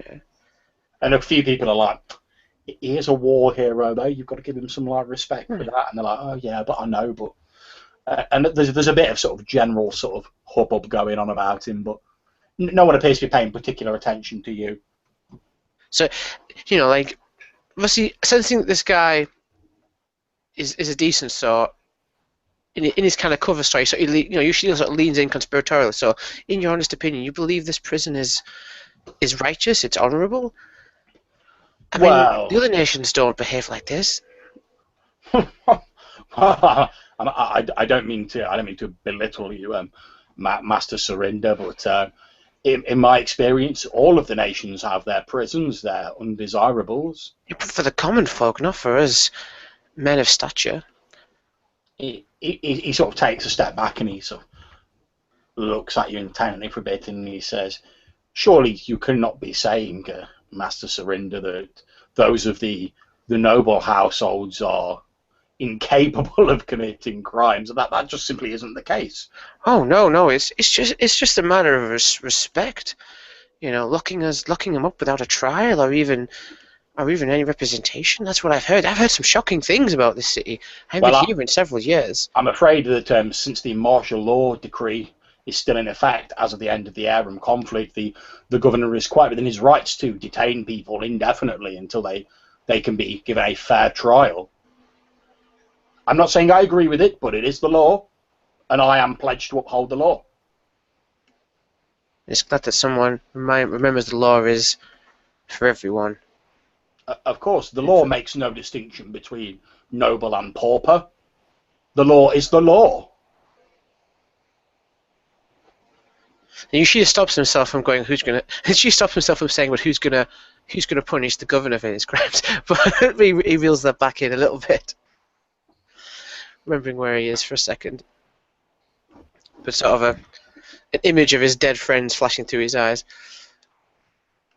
And he decides to bid the gentleman adieu and carry on. Can you make me an explorer roll, please, Yoshida? Oh, sure. I can do that.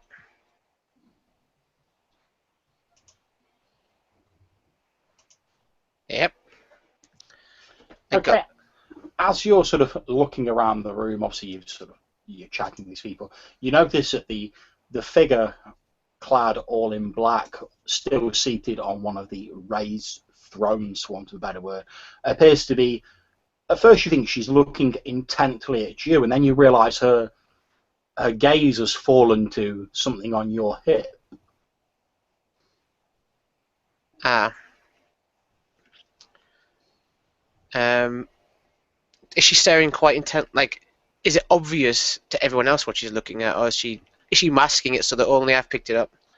It seems that only Do I notice since I'm here paying attention to her? It's not Songbao I'm referring to. It's Kaya Masaki. No. I specifically went here to pay attention to the Empress. In which case, I will say that yes, you do notice. Is she there? Because I'm guessing this is happening as I'm saying my goodbyes to the guardsman captain.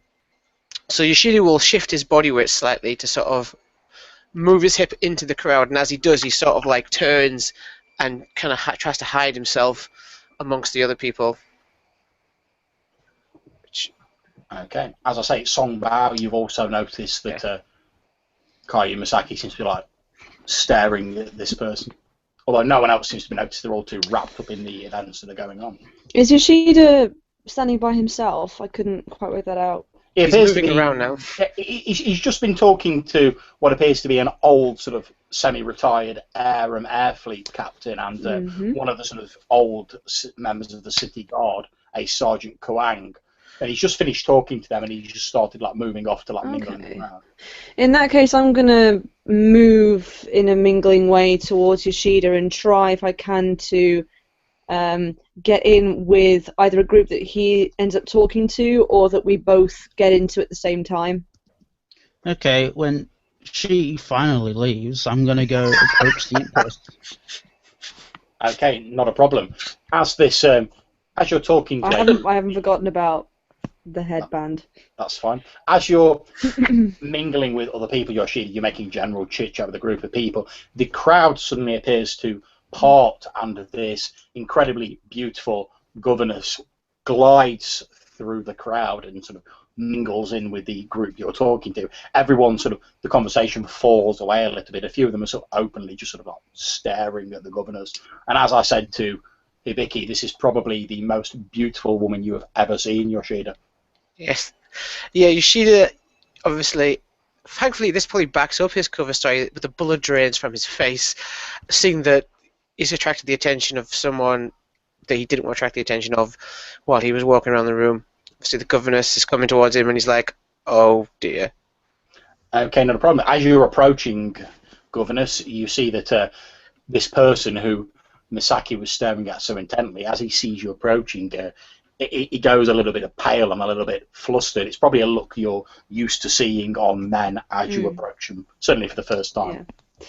I'm gonna play with that a bit and say, you look a little pale. Would you like another drink, perhaps? Yoshida obviously trying to think, okay, what would a shrimp farmer say? Yeah, she literally snaps her fingers and suddenly like magic, there's like a man there wearing a smart sort of dress robe, his head bowed, holding one of these silver platters with these fluted glasses on.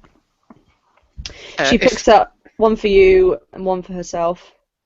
If the lady governor would like to share a drink with me, I'd be most honoured. Kind of stuttering and kind of like trying to sound as posh as he can, but then you notice a few people sort of in the room now sort of start paying a bit more attention to you, Yoshida, since obviously the governess is talking to you. So a few of them are like looking and going, "Oh, who's that over there? What's going on over there?" Obviously, trying not to draw too much attention to themselves, they don't upset the governess. But she also implies that the drinks are also for other people, not just us two, not singling them out. Oh yeah, indeed, the drinks are passed around to the crowd. We're like, "Oh, thank you, governess, thank you," and so drinking away. Yoshida takes it like a little sip of the drink and thinks, this is probably more expensive than everything he owns and has ever owned. This one little glass. I hope you like it. I picked it out specifically. It's exquisite. I don't usually get to taste such delicacies from the southern provinces.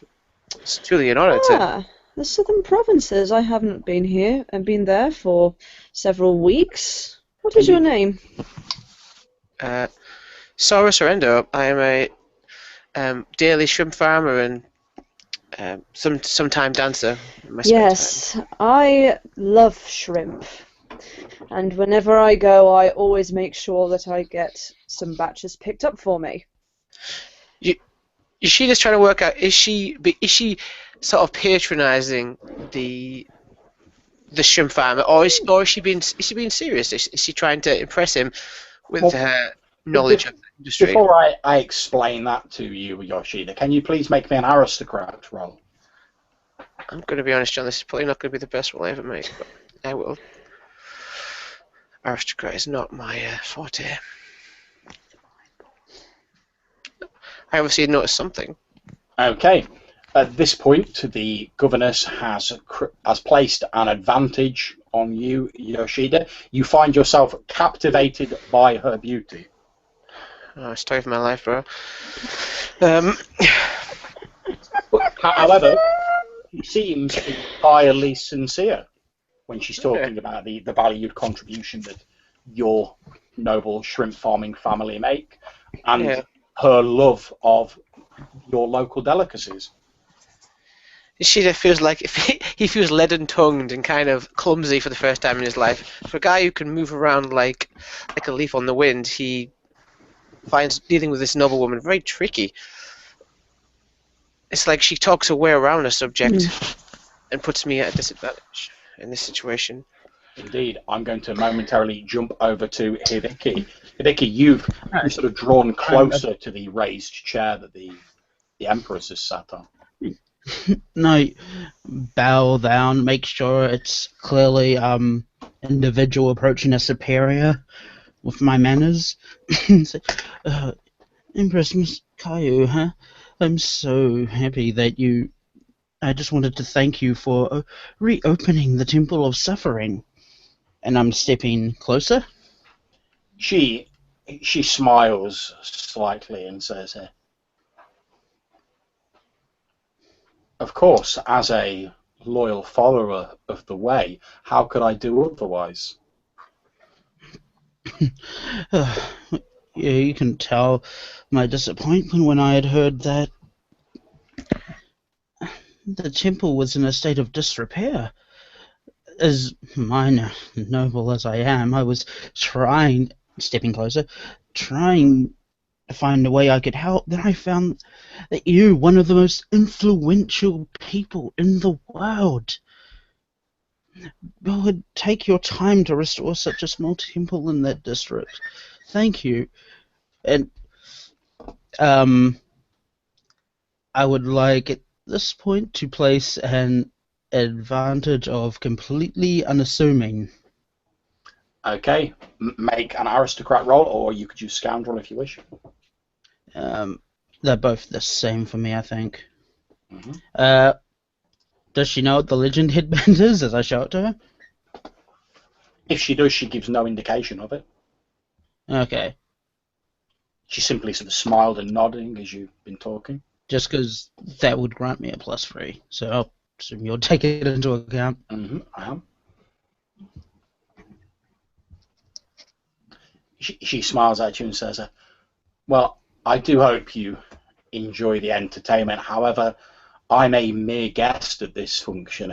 The dear governess invited me down here to attend this this small soiree, and as a fellow member of the way, of course, I could not refuse her anything. And as I step one more step closer, I'm gonna use my opportunity to assassinate the Empress. Okay, that's as I lash out at her throat. Okay, not a problem. Make your fighter roll.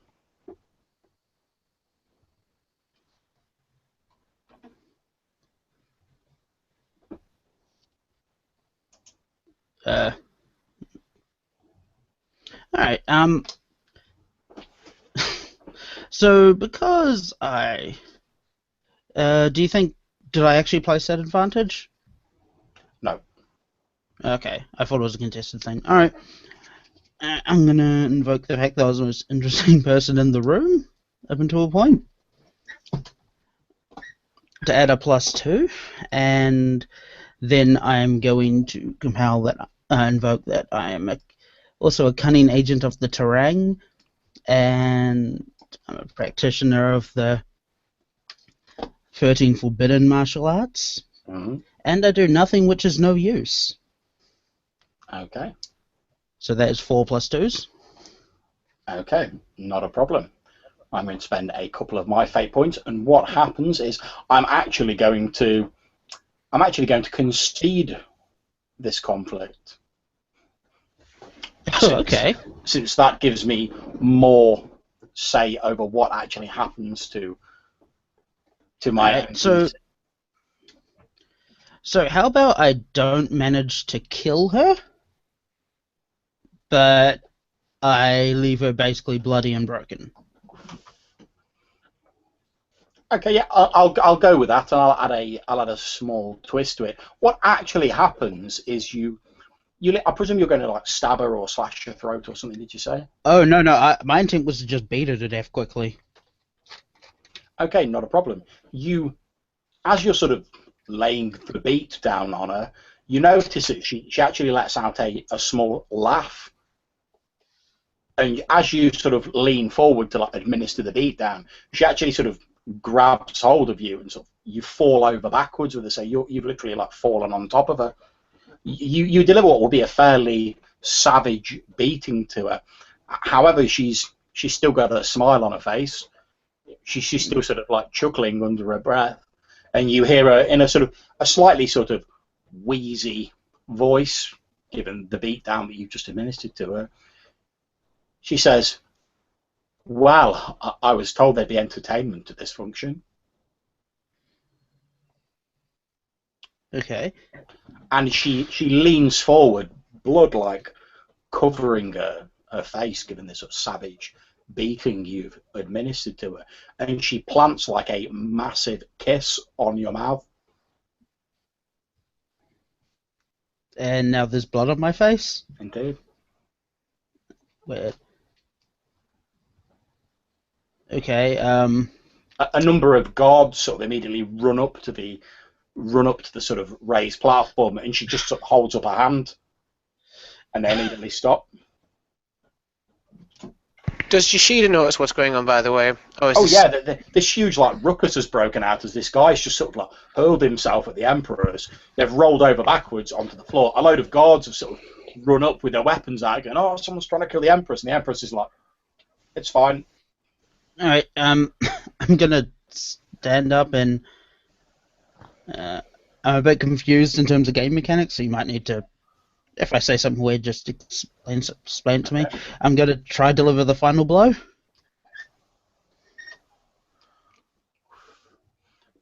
Okay. Since the conflict was conceded, and part of the concession was that she wouldn't be killed, you can't kill her. You could knock her out or otherwise take her out of action. Okay. How about Okay, so I'm gonna knock her out. I'm going to grab her. I turn to the guards while holding her by like the throat, and then I put one hand like that in front of them, and I activate my white jade tattoos, causing gusts of wind to come seemingly out of my clothing, and I am now going to exit the scene with the Empress. Indeed, that is absolutely fine. Song Bao, what you see happen is this stranger, this minor noble, runs up to the stage. He literally flings himself at the Empress, who falls over backwards. You hear, with him on top of her, you hear the Empress laugh slightly as he sort of lifts her up. You see the Empress bend forward and like kiss him on the face and say something, you're not quite sure what. Then this stranger stands up, sort of holding up the Empress. He holds out a hand to the guards who are getting ready to sort of advance. Then there's this as numerous windows in the room smash as these violent gusts of wind burst in, spraying stained glass everywhere. The gusts appeared to pick up this man, his robes flutter and his headband fluttering around him holding the Empress to him. And then as more windows explode and these gusts sort of carry him out of one of the windows.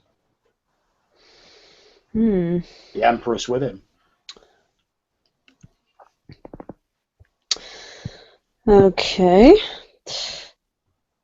In that case, basically what I would be thinking is to start with, I would also be feeling a little bit like Misaki, but now that I see that, if anything, it's more perhaps she's being kidnapped, obviously I'm getting very concerned, so I want to invoke my asset of my personal guards. Okay, not a problem. Basically going to give eye contact to each of them and like really small subtle movements with my eyes in order for them to get after. Okay. Your eyes flicker around the room. Yoshida, since you're fairly near to the governors, you notice what appeared to be 4 men wearing white jade armor immediately sort of nod and they leave the room, each of them carrying large spears. Yoshida he's kind of amused by the situation. It's like finally he gets to see what his own antics are like from the receiving end, just to see like the reckless nature of what he was at the beginning of being a Janko after he's been tempered with mistakes and failure.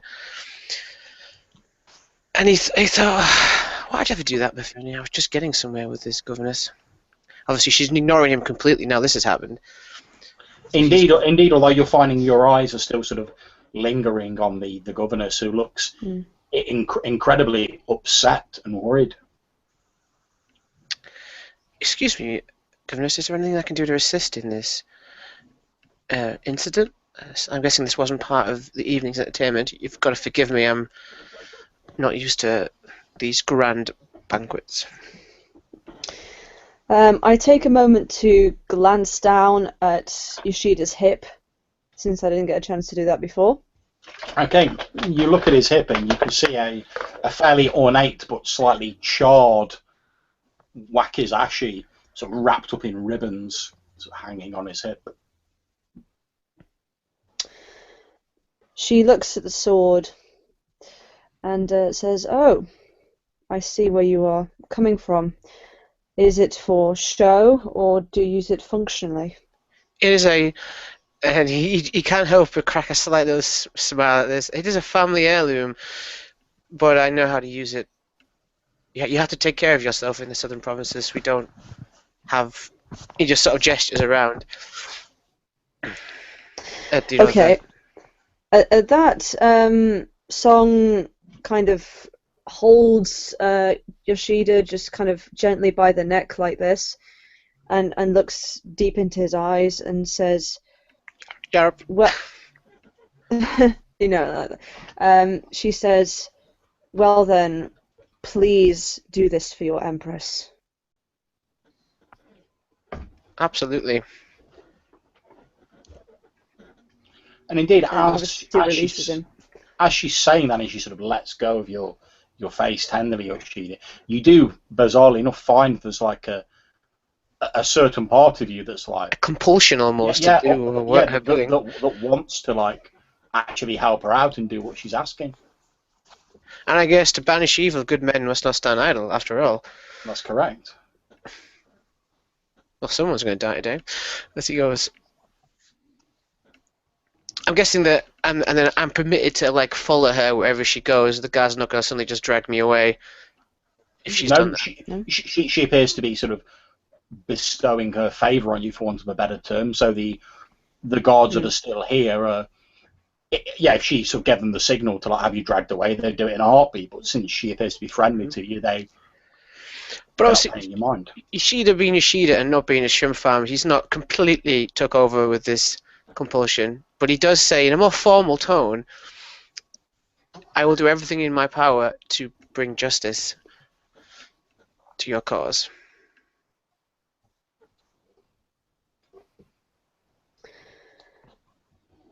You may need to be quick. I will get on it immediately. Okay, at this point we're going to jump to Hibiki. Where have the winds carried you, Hibiki? Alright. So Daisuke will hear a door open to our hideout and see Mifune carrying the Empress. Okay, I'm drinking tea, and I basically just like, is that who I think it is? Yes. Now get that doctor friend of yours. We need to see Ban Ban. I have the best idea ever. Oh God! How many guards have followed you here?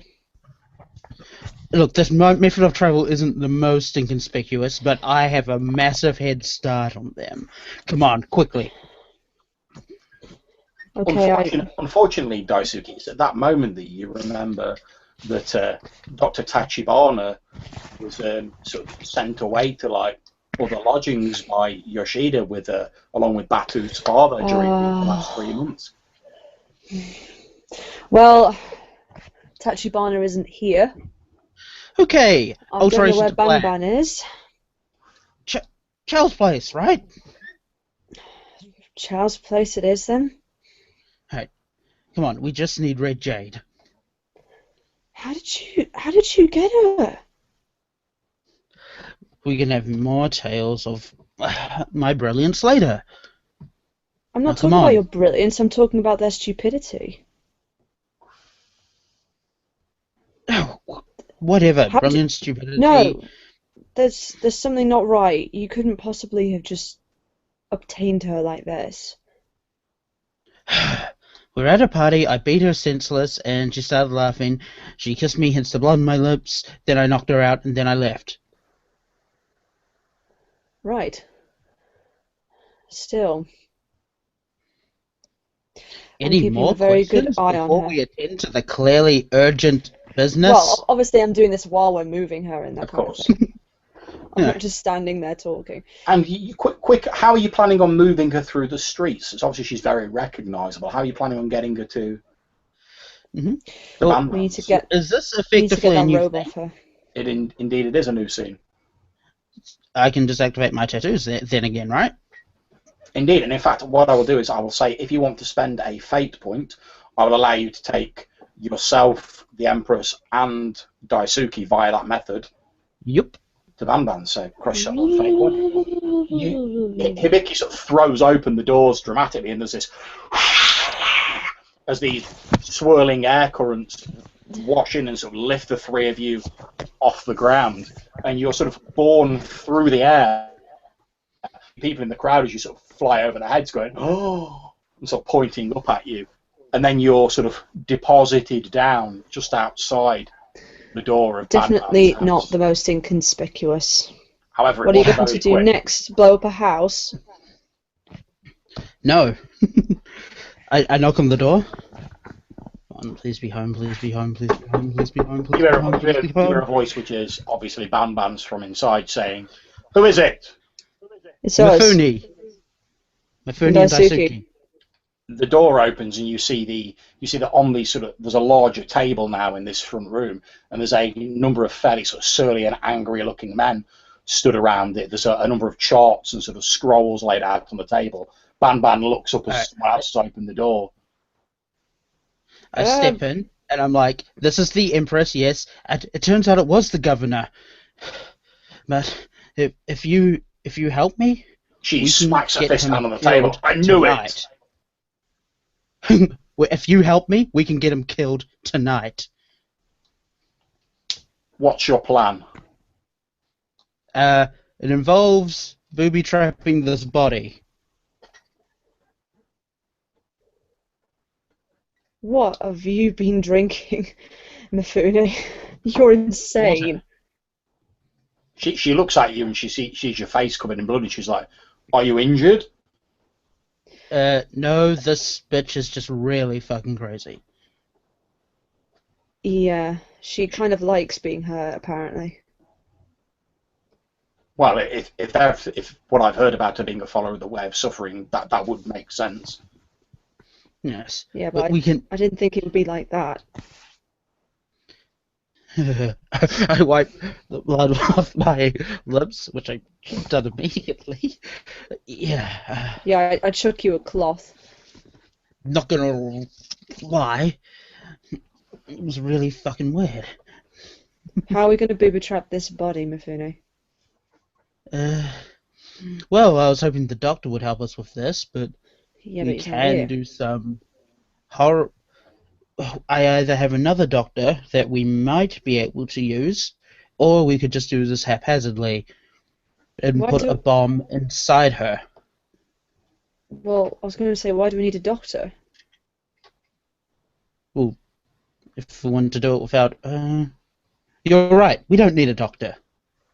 I can provide Okay. you with an explosive, says Banban. Excellent. And it's alright if I put this body down? Banban sweeps all these charts and scrolls off the table and gestures to it. Alright, I put the body there. I'll stand watch. If you could get the bomb. Someone needs to strap her down or something. You do indeed notice that she started to stir feebly. Oh. I hit her on the head again. Not a problem. One of Some the rope. sort of surly-looking fellows chucks you a rope, and then another comes in, and he's carrying what appears to be a small suitcase about sort of that size in his hands. He's sort of holding it at arm's length and puts it down sort of very carefully near the table. Ooh. This is a nice one. I'm kind of looking over it.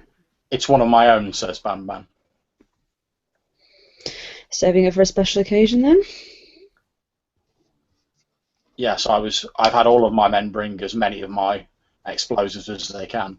We were planning something else when you brought this person in here, but I'm quite amenable to giving one of my bombs if it'll take care of the governor once and for all. So, Now, how we do we need get to it be inside very her? quick. I just hold up a knife. Banban reaches out and takes the knife off you. She looks around. Yeah, Like she's going to do it, or yeah, she takes the knife I mean- off you. the only other option is force feeding her large chunks of red jade and having the smaller bomb concealed on the outside. That's too slow, she says, and she reverses the knife and sticks it into the woman's stomach. It's like a blood. I help all her men hold her down. Luckily, because she's unconscious now, she's beamed around the face again. She remains unconscious, but you hold her to stop her sort of moving about as Banban sort of slowly literally makes a cut, sort of almost like sort of an autopsy style down the middle of her chest. Okay, I start Sorry, placing you the go bomb in there. Okay, you pull back the skin and the muscle that she's yeah. cut through, and you basically push the bomb into the chest cavity, so just under where her ribs would be. I still think this is too easy. What about the Emperor? Was he there? Surely he would have No. seen this. The Well, governor someone must have been. was holding the celebration. Hmm. Well, surely she knows the Empress very well, or else she wouldn't have invited her. Well, what is your point? My point is, she's going to be looked for. That's good. As you're sort of putting the bomb into the chest cavity, can you please make me a scholar roll, Daisuke? Yes. Okay, I've got a fair roll. Okay, not a problem. As you're sort of pushing the bomb in, obviously you can feel the sort of slime and the sort of the blood sort of going over your hands. You feel something sort of cold and hard, like against your hand. As in, like, underneath? As in, Like inside her? Inside her, yeah. Yeah.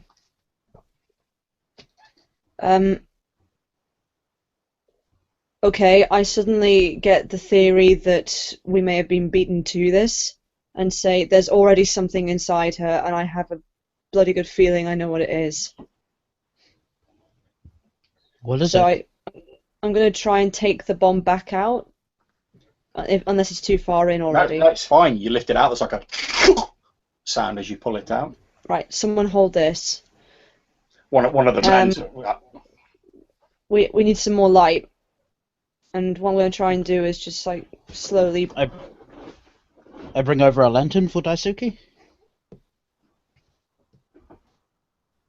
Okay. Hibiki holds a lantern over. You can see Daisuke peering intently at the body. And at this point, I'm going to jump back to Yoshida. What's Yoshida up to? Yeah, well, Yoshida, imagine we were picking it up just after I've agreed to help the governess. Yoshida's going to approach the windows, and he's kind of looking about, he's thinking to himself actually that nothing's ever simple with the Kaiyus. This is way too easy. And he hopes Mifune sort of knows this, that everything that you two told him about his family means that they were protected by more than just people.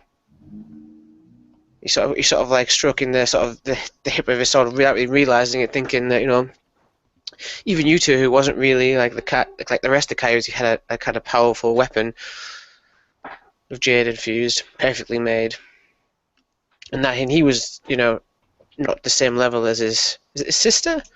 Mm-hmm. This would be his sister.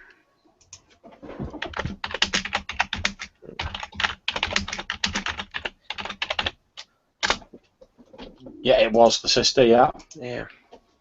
As you sort of put your hand down and you're gripping this the handle of this wakizashi, you feel a gentle hand placed on your own, and as you look around, you see that the governess appears to have reached out and placed her hand on top of yours, almost gently, and as she does so, you feel again, it's strange, but you feel this odd sort of upsurging of sort of like loyalty and a sort of desire to keep her safe.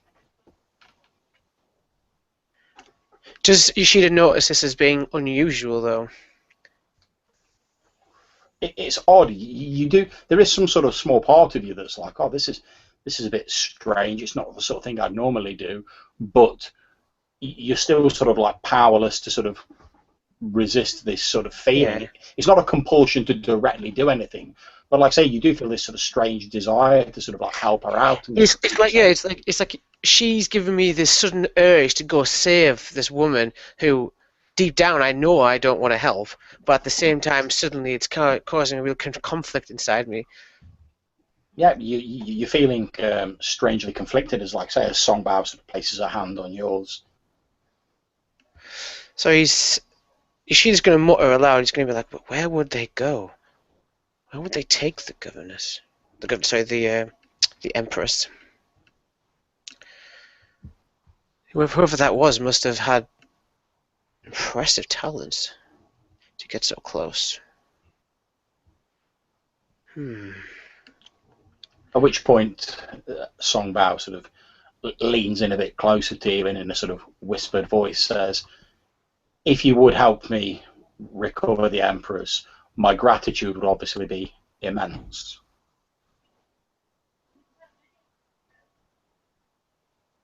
I will do everything in my power to bring her back alive, assuming that I could find them.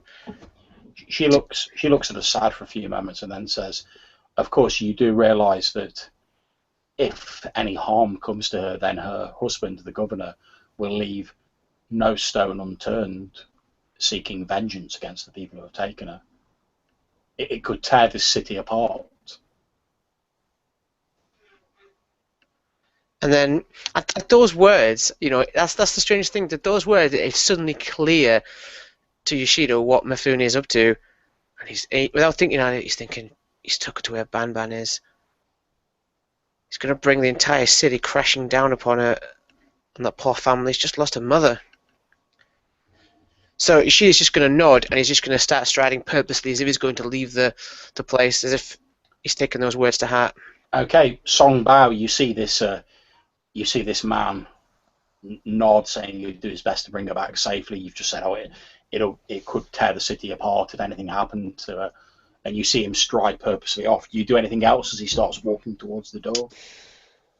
Obviously, there's a whole lot of furore breaking out as like everyone's seen what's happened. Since I've seen his sword, will I be able to work out which nation that sword comes from? Make me a scholar roll. Yarp. And the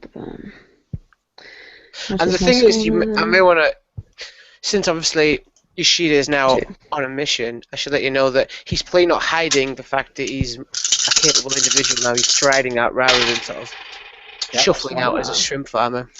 I got a great roll.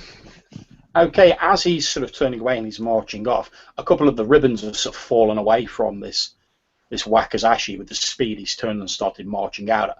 More of a sort of confident stride to his step now, no longer the simple shrimp farmer he was a few moments ago. And you do recognise some of the inscriptions. It's definitely a Kaiu blade.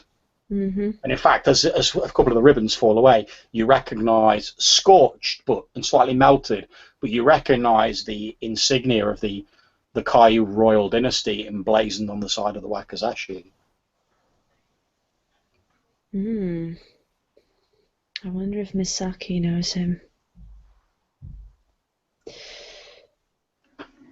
I gesture to some more guards to keep a close eye on this shrimp farmer. Okay. As you're walking out, Yoshida, you're rapidly caught up with by 4 figures wearing white jade armor and carrying these long, slender spears. As they walk up to you, the leader of them says, "Sir, the governess has asked us to accompany you and see to your safety." Of course. I'll be honoured to be accompanied by the guard of the governess. Please, come with me. We shall go into the city and look for these vagabonds. Very good, sir. And they sort of follow along. As with most of the natives of this district, they're very tall. Each of them is about sort of 6 foot tall. They're very slender. They have this white jade armor, and they carry these very tall, long, thin spears as they march beside you. Where are you planning on heading, Yoshida? Yoshida has a suspicion that Mifune has gone. You know, Daisuke and Mifune definitely want to take the direct approach and blow the governor at smithereens, and he knows that Mifune is not afraid to use Banban's grief as a weapon if it helps the cause. You deduced all of this. Okay. Yeah.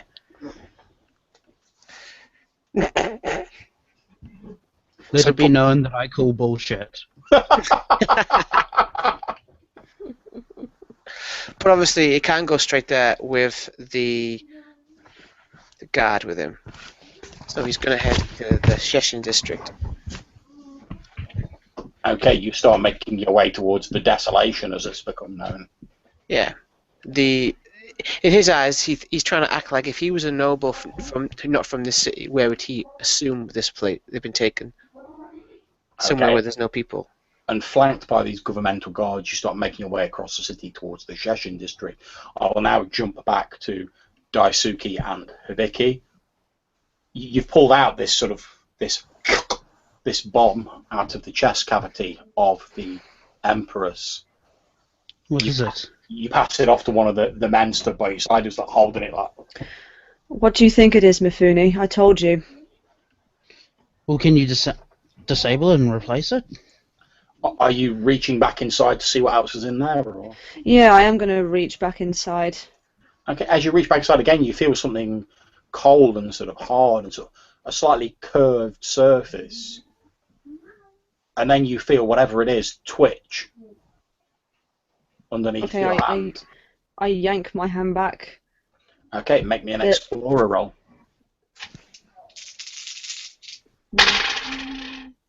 I got a fair. Okay, you take 1 level of stress, and you feel a sharp stabbing pain in the centre of your hand. And as you pull your hand out, you see what appears to be it's almost like, it looks very much like a sort of small metal scorpion of some kind. And you can see it's got its tail wrapped around Daisuke's wrist, the sort of the main part of the body being there, and the actual sort of sting of it is sunk into the center of Daisuke's hand as you sort of pull your hand out. I'm trying to yank this tail out. Okay, yeah, not a problem. You can easily just sort of like pull it out. This was in her. What the... At the minute, you're sort of like that, sort of holding the stinger like that, and the thing's still wrapped around your wrist as you're sort of holding it there. You feel the stinger trying to sort of go back into your hand, but you're... Okay, I'm gonna try twist the stinger off. Yeah, you twist it, and it resists momentarily, and then there's like a... as it comes off in your hand, there's a few sort of little flecks of what looks to be like a black liquid or something. It's clearly not jade, more like an oil or something, sort of like out of the bit that's snapped. Okay. This must have been powering the bomb. It's a scorpion. It's not a scorpion. Wait, was it made out of metal or normal? It's metal. In fact, as you're sort of looking at it closely a bit, as you twist the tail up, you can actually see through some parts of the carapace, you can see underneath sort of tiny little like cogs moving around. Do you think this is some sort of not only defense mechanism but tracking device? Quite possibly.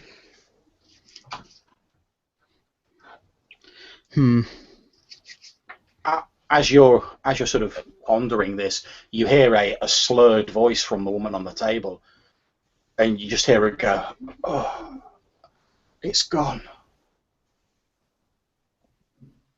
What is? Obviously this.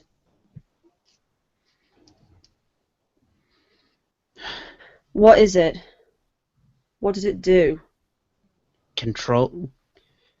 I leaned in closer and was it affecting your behavior? Be careful.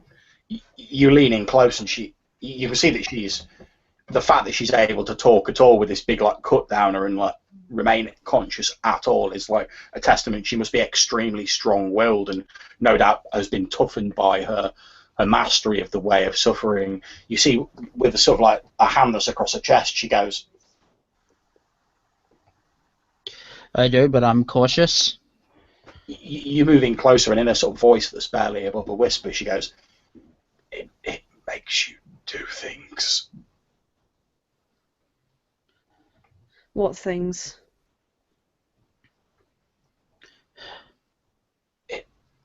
Okay. Daisuke, I'm not good with the medicine. Could she survive being moved? She needs some kind of pain numbing. Maybe some if I green could take jade her right now to a hospital, could she survive? Yeah, if we take her right now. Right. On your wind thing. All right. You're going to like pick her up. If you, no doubt by now, So much for your plan. Yoshida has of course deduced our location and has been. Poor Yoshida. If they find out location, that will be very bad. You're going to have to blow this place up.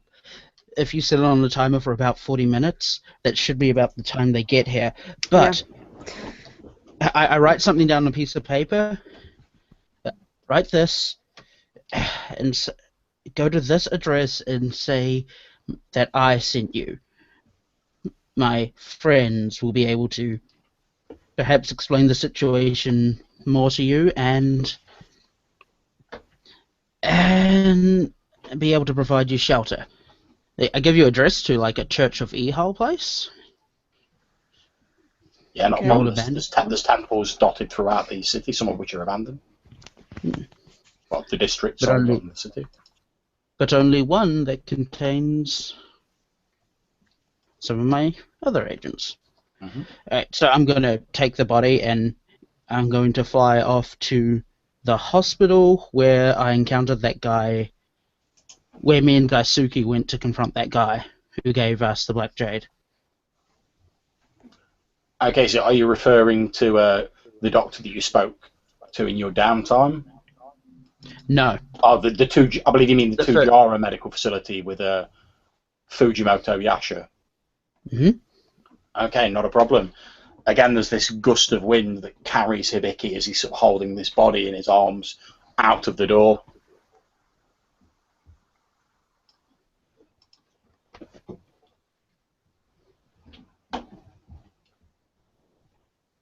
What do you do? Well, you heard him. We can't not blow this place up. It's inevitable they'll find it. Banban looks at you, a mix of sort of anger and sadness in her eyes, and says, "You want me to blow up my own house, the house where a woman I loved as a mother died?" I'm sorry, Ban Ban. Would you rather they try and track you instead? If we blow this place up, then they'll lose the scent. She looks towards her men and she says, "You can all leave." And then she turns back to you, Daisuke, and she says, "Let them come. I'll be waiting for them." There's going to be loads of them. You don't want to be here when they arrive. It will be them who wish that I was not here. I suggest you leave now, Mr. Daisuke. Am I able to take this bomb with me, or is it too big? It's a tiny little suitcase. You can take it with you. Then I'll take it with me. Not a problem.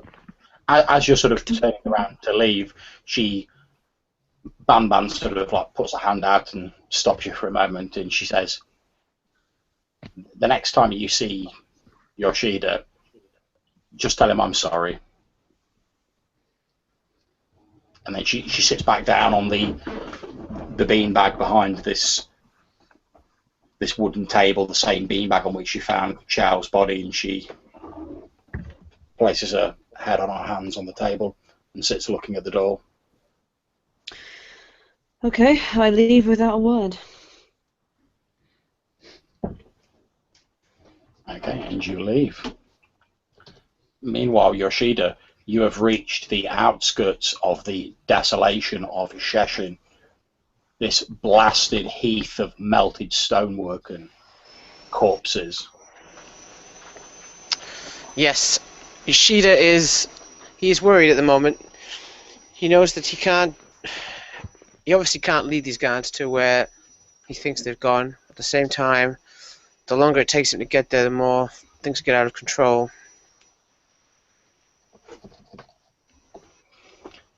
Okay, as you're sort of drawing near to the edge of Sheshin, all these thoughts are sort of running through your head, Yoshida. One of the guards stood near you, sort of gestures forwards with his spear, and he says, "Wait, did anyone just see that over there? What the hell was that?" A couple of the guards are like, "I didn't see anything, sir." Did Yoshida get a glimpse of what they were pointing at? So I followed their look. Make me an explorer roll. An explorer roll. I can certainly do that.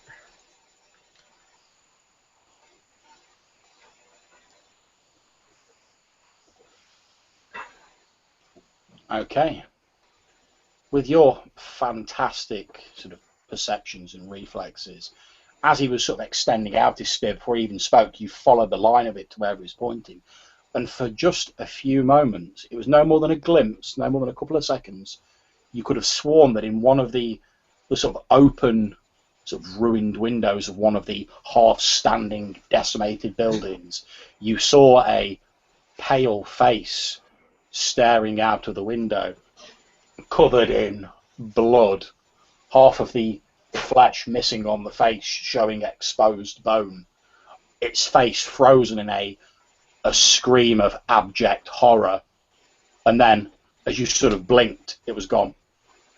The guard who's like pointing at it has gone like quite pale. He's like, "This place has an evil reputation, sir. We should not stay here. They say it is haunted by the ghosts of the people who died here." Jesus. Shiro takes a moment. He needs to lose these guys. He's not just rushing around as he used to. He's trying to think things through a bit. He's thinking they're loyal to the governor, the governess, and probably the governor. So he says, "Do you really want to let your governess down by failing to apprehend these criminals?" No, of course not, sir. We would willingly give our lives for the governess. Then what harm can a few little ghosts do to bring back the Kaiju Empress? He sort of indignantly puffs out his chest a little bit and he says, "Of course, you're right, sir. Let us continue." He strides in. And they follow after you there. Their armour making nary a clanking sound as they move. In fact, the armour appears to be sort of almost aiding the fluidity of their movement, and they move in a strangely sort of graceful and silent manner as they move behind you, holding these spears. Yoshida's been in this district quite a lot the last few months. He's trying to help people who got trapped in here to relocate, trying to repair the damage that he was involved in. So he knows his way around a bit, even though every time he comes here it seems to have shifted almost, and things do not always appear to be what they were. But he has a rough idea where he can lead them to try and get them lost amidst the rubble and the bracken. You continue moving forwards, then from behind you, from the rear of your party, you hear one of the guards go, "What the hell was that?" And as you turn around, you see he appears to have what looks to be like a sort of red fluid sort of splattered on him, and he's like looking up at the roof of like a nearby sort of ruined building, like wiping it off his armour.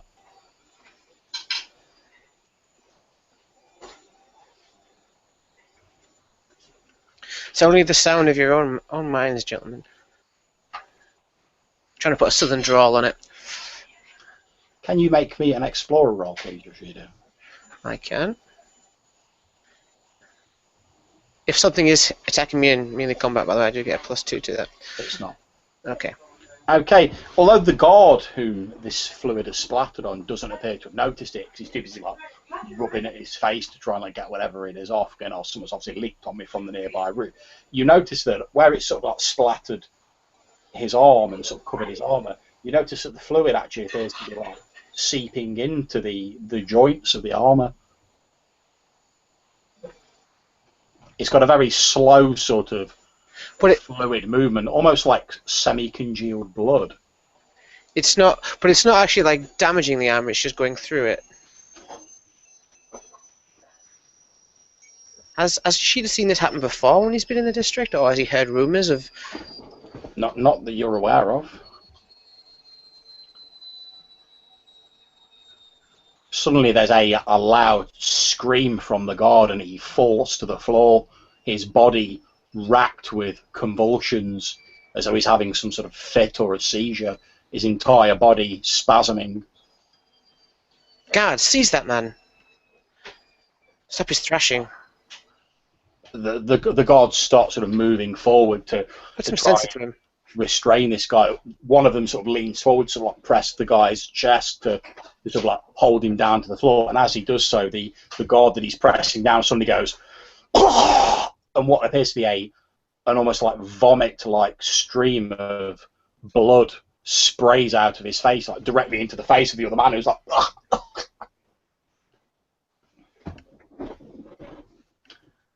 and at that moment we'll jump to Hibiki, who flies over the city once again. Again, more people like as you like zoom overhead, and Is it an airship? Some sort of bird? Indeed, you find people sort of pointing up, like say, is it an airship? Is it a bird? Who knows? Fighting for truth, justice, and the Kausao way. And you find yourself deposited outside the Tujara medical facility. Is it alright if I crash through the window of that guy's office? Well. Technically, it's a woman, but yes, you find to crash through the window of her office. There's a the wind sort of carry you straight to the window. You sort of duck and cover as you bundle through, clutching. I turn to the side so my back hits it because I don't want the coyotes to be hurt. Indeed. And as you bundle in, you see this bespectacled woman with this slightly greying hair pulled back in a ponytail. She's just been sort of sat at a desk, sort of going through some paperwork. She looks up open-mouthed as you like crash through the window. Same person. Yep. Because that would be so hilarious if it wasn't. All right. She sort of points at you, and her mouth's like hanging open. She's like, "You want redemption? Then you better save this person right now." You can see that a sort of surgeon's training takes over as she realises this is an injured person, and almost on like autopilot, forgetting the sensational manner with which you've arrived, she runs from behind the desk and runs over to where the Empress is, and she's like, "My God, she's almost. I don't know that I'll be able to do anything for her. God, what butcher did this?" Oh, don't worry, that criminal has been dealt with. Is there anything you can do? Pain meds. I need to get her to surgery immediately. Well, come on, I'll take her. She runs over towards the door and she's like, you there, get a gurney, quick, over here, emergency, priority red." And a couple of attendants come running over with like a wheeled gurney and start sort of lifting her onto it and pushing her through the corridors towards this surgical room. She holds her hand up to her and says, "You need to wait outside while we're doing this." To me? All right, then. You have my word that as soon as she regains consciousness, or if the worst should happen, I will let you know. Right. I will do all that I can. So I'm going to be patrolling outside. I'm suspecting that guards will show up at any point. Okay. So my intent is to try to hold the ground here until the surgery is done, and then escape.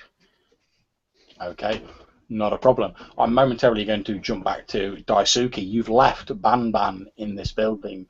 What are you going to do?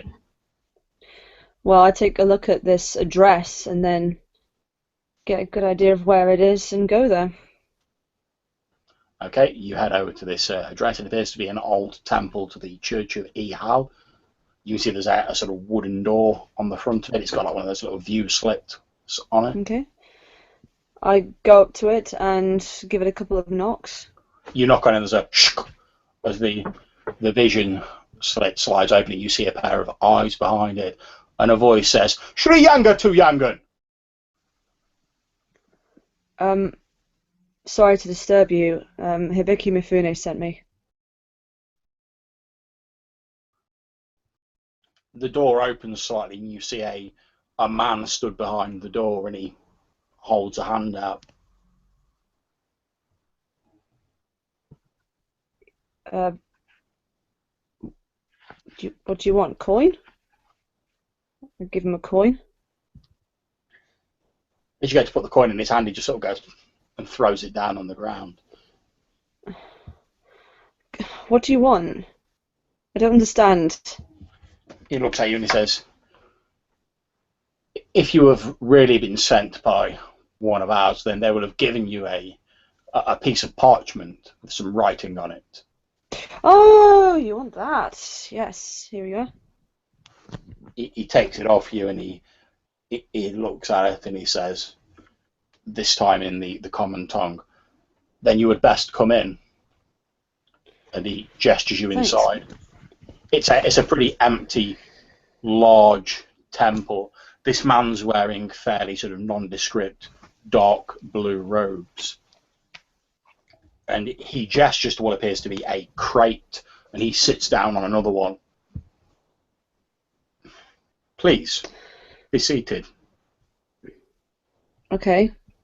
I sit and immediately start asking him things like, yes, Mifune said that you would explain everything.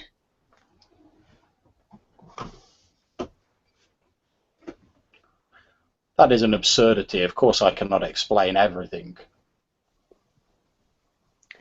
I am merely quoting him. But I'm assuming you can explain about the situation and why he sent me over here. If the piece of parchment that you've given me and the script that has been written on it in the words of our kind is correct, then you find yourself indeed in very hot water, and our agent has found it necessary to send you to us for protection.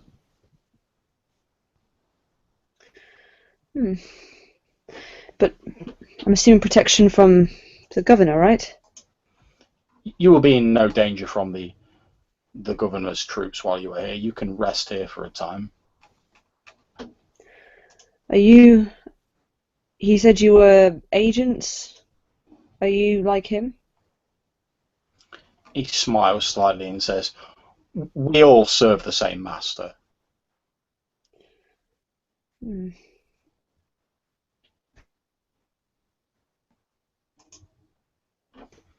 Yoshida, but he did not come back with us at the same time.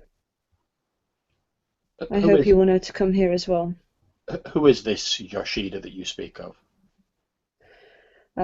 He has large tattoos. He does this dance technique. Both him and Mifune went to a dinner party together in order to hopefully obtain something, and obtain something Mifune did. Please explain.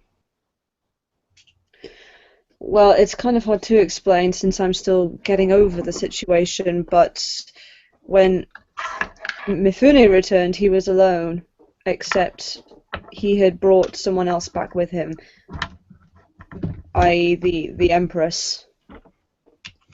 Which Empress? Please be precise. We find, we members of the Fifth, precision is everything in our life. The Empress of the Kaiu Nation. Ah. Well, that is indeed a troubling affair. He had this idea to plant a bomb into her, but when we were placing it, I found that there had already been something planted there. A bomb. He looks a bit. He leans a bit more. He leans forward a bit and says, "Now I ask you to be precise. I find that if you do not mean what you say, then you can never say what you mean. Precision is everything in my line of work. You say there was a second device in the Empress. Please describe it and leave no detail unstated." Okay, just so you know, I did completely miss that bit when you were describing the bomb. It was basically a sort of metallic scorpion. It was a metallic scorpion that. So it was just a scorpion. I thought there was like an extra. No, it was just a scorpion. Okay, all right. I described the scorpion to him, how I knew it wasn't just a scorpion, and I also showed him the mark that it left on my hand. He sort of takes hold of your hand and peers at it, and he says, "Then you have had a very lucky escape. We have," and he leans back a bit and sort of looks as though he's considering what exactly he should tell you. "We have recently discovered a number of nobles within the city who carry these devices inside themselves. We are not yet precisely aware of their function." Well, whatever it was, the Empress came round and simply said in a very relieved tone, "It's gone." She said it made her do things. We have noticed in those we have identified as carrying the items that their behavior, their actions have significantly altered, always after a specific point. What kind of actions? Well, we've most recently noticed that a number of minor functionaries within the government have been, shall we say, extremely forgiving to and extremely hospitable to the military contracts that have been awarded to the Isaku Clockwork Corporation. Mm-hmm. A lot of the requests they have made of their governmental contracts have been effectively rubber stamped, whereas previously they might have been denied certain resources that they have requested, certain aid they have requested from the government. I see. Well, as soon as that happened, Mifune changed his mind. He insisted that she be taken to the hospital, and that's why he's gone. Well, we must hope that Mifune is successful in his mission and that he will soon join us here, and perhaps some light can be shed upon this Well, entire matter. yes, he was so determined to kill her. She was already very badly beaten up when he brought her here. I'm assuming he did that. Mifune is one of our agents. The Fifth are not afraid to take action when we feel it is warranted. No, but why would he suddenly change his mind if he had such a motivation to destroy her? We must hope that his motivations will be revealed when he joins us here. Until then, we can do nothing but sit here and wait. For although we recognise that we are quick to act when action is needed, we are also quick to contemplate when that is required. Everything in its time and everything in its place. That is the way of the Fifth. Do you have some water and a cloth? There's something I need to clean. Yes, of course, and he sort of heads into another room and brings you back what you've asked for. So I accept the fact I have to sit here and wait, so I might as well get all the gunk off this bomb that I now have. Okay, not a problem. You start cleaning that. I'm going to jump back to Yoshida at this point, with this wildly convulsing man spasming on the floor, having just vomited a load of blood over the other guards that are trying to restrain him. What are you doing while this is going on, Yoshida? Yoshida's like, he's trying to still play the part of a noble, so he's examining him, and like he's trying to figure out what's wrong with him, like he doesn't understand. Like, is he stopped breathing? Is he flashing around? Is it the whites of his eyes? Is he Okay, foaming at the mouth? he's thrashing around. You notice that it appears to be sort of blood leaking from his eyes. From his eyes?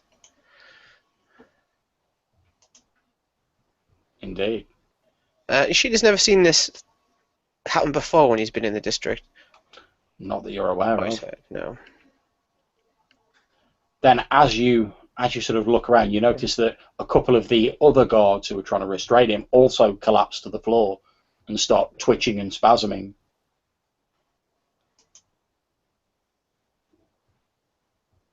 Yoshida's going to take a few steps back, but he's not going to draw his wakashi at this moment. Because the thing is, he's not made any kind of threatening moves. These guys have come in here armed and ready. So he's wondering if he's being watched. Can he see anything? Like any observers? There appears to be very few people about. The desolation of Sheshin has a haunted and ruined reputation since the explosion that claimed so many lives. Most people give it a wide berth. Yeah. I imagine that he can't hear a pin drop there, apart from us obviously being there. Silence. No, all you can hear is the sound of these men like thrashing about. Then as you watch, the last of them still standing collapses to the floor and also starts to thrash about.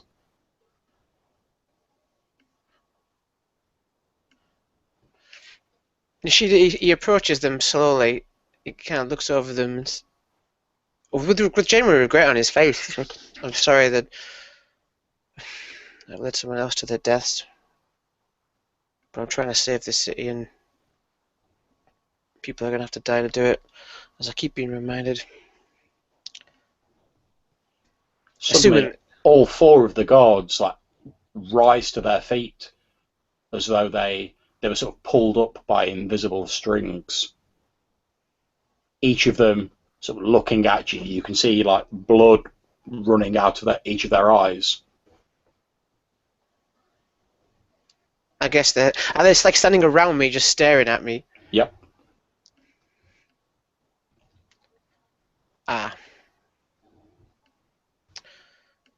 So Yoshida, well, he draws his wakashi and he sort of stands there facing them. I've come to learn that I must face the sins that I have created.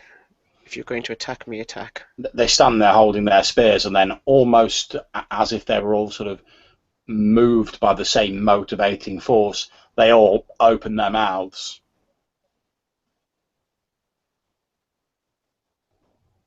What do? He'll take a defensive posture, but move back. But also in a circular. Okay, they are surrounding you. Make me an explorer roll, please. This may sound daft, but are they actually attacking me? That's what I'll need to know. It does count as an attack, yes. Yeah, okay, so I'll get my +2, because that's kind of important right now. Yeah. Okay. That was an epically bad roll. As you watch, suddenly these great gouts of what appear to be blood erupt from their mouths sort of towards you. You duck and weave, sort of dodging these sprays of this red fluid.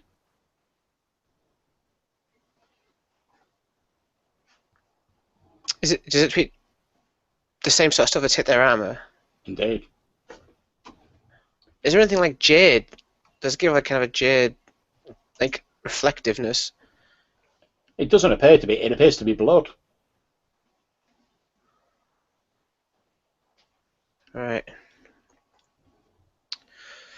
So Ishida's gonna basically try and behead one of them. He's gonna spin around and just try and slice one of their heads off. Okay, not a problem. Make your fighter roll. Fighter roll.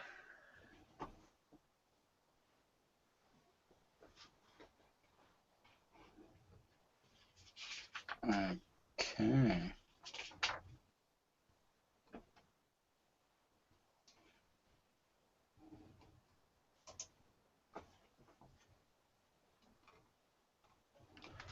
Okay, yeah, you spin round, you slice the head off one of these guards. A huge fountain of blood jettisons from the severed stump of his neck.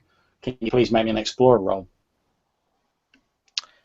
Does it count as attack as well? Just make... Nope. Nope, okay. Oh my god. Okay. Can I say like it almost like it comes out like almost like in a fountain, and there's like maybe like a foot gap where it doesn't actually hit, and I just kind of spin into that thing, the blade kind of catching any spare flecks, and I just flick them off. Indeed you can. That's exactly what happens. However, the rest of the guards, seemingly unhindered by their dead colleague, move in around you and start basically grappling you. Oh, this is perfect. This is the one thing Ishida's actually good at. He's gonna, with his other hand, he's gonna sweep around and use his tattoo to knock them flying. Okay, not a problem. Make me a fighter roll. Okay.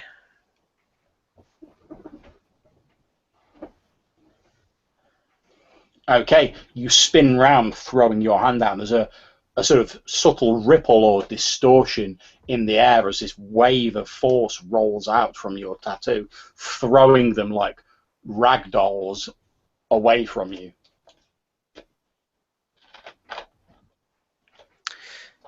Ishida's gonna in the few seconds he's got spare. He's gonna dive. He's gonna dive and roll for the nearest one and try and take its head off. Okay, not a problem. Make a fighter roll.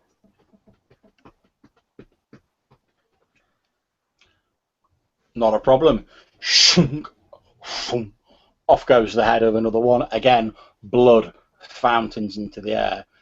Then as you're sort of beheading this one from behind you where the remaining two of them are, you hear what sounds like a strange sort of soft, like crunching sound, almost like someone treading on autumn leaves.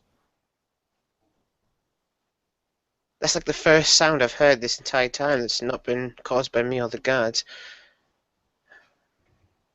Yoshida will try and put himself between the sound and the guards so he can get both in view. Well, the two guards are behind you, and that's where the sound's coming from. Oh, he's going to spin around then, I thought they were Okay. in different places. You spin round and the two guards stood there, but as you watch, it's almost as though their skin appears to be drawing tighter onto their bones, and you notice that where their feet are, there's a slowly expanding pool of red sort of moving out from each of them. It's almost as though like all of the fluids are being like drained out of their body, and the skin's slowly like drawing tight around their bones. You watch as the twin pools of red fluid begin to like seep amongst the cracks of the melted cobblestones of Sheshin and be absorbed into the earth.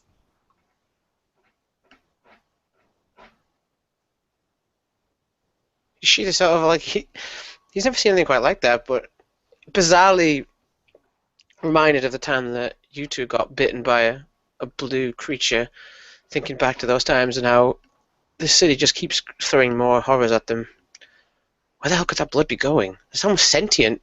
As the blood seeps into the soil, suddenly the two guards fall to the ground, and as they do, it's literally as though their bodies just fall apart, and all that issues forth from where their limbs break off is a few dry wisps of dust and desiccated flesh.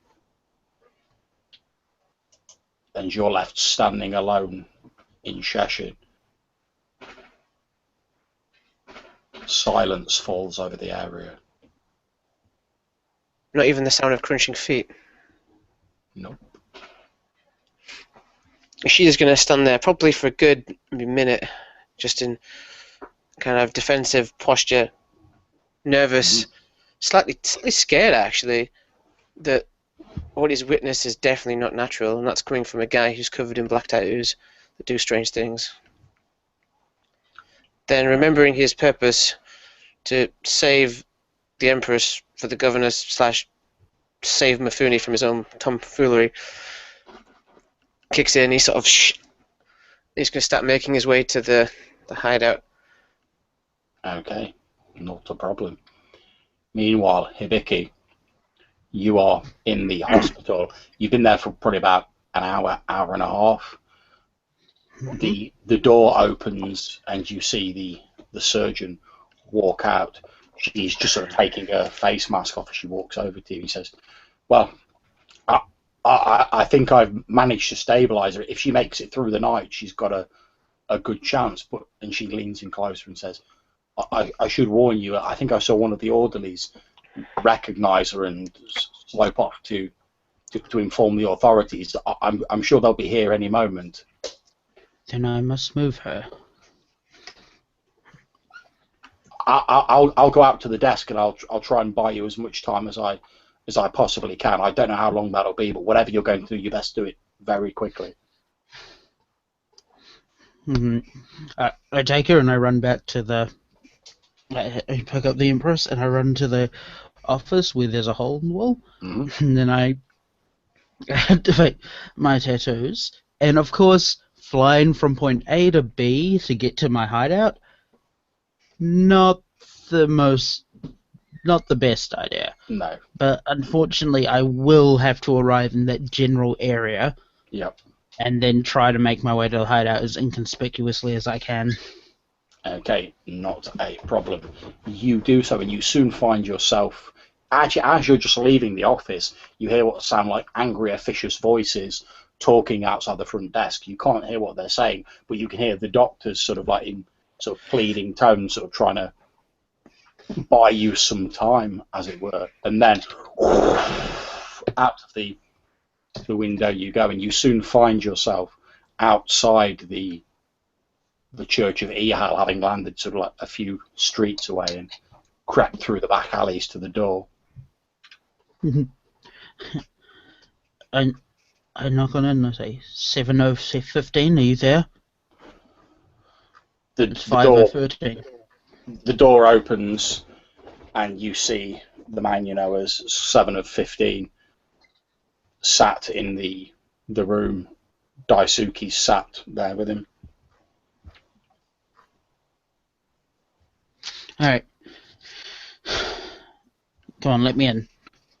He opens the door and lets you in. Alright. I'm 80% sure I wasn't followed. that being code for I'm 100% sure I wasn't followed.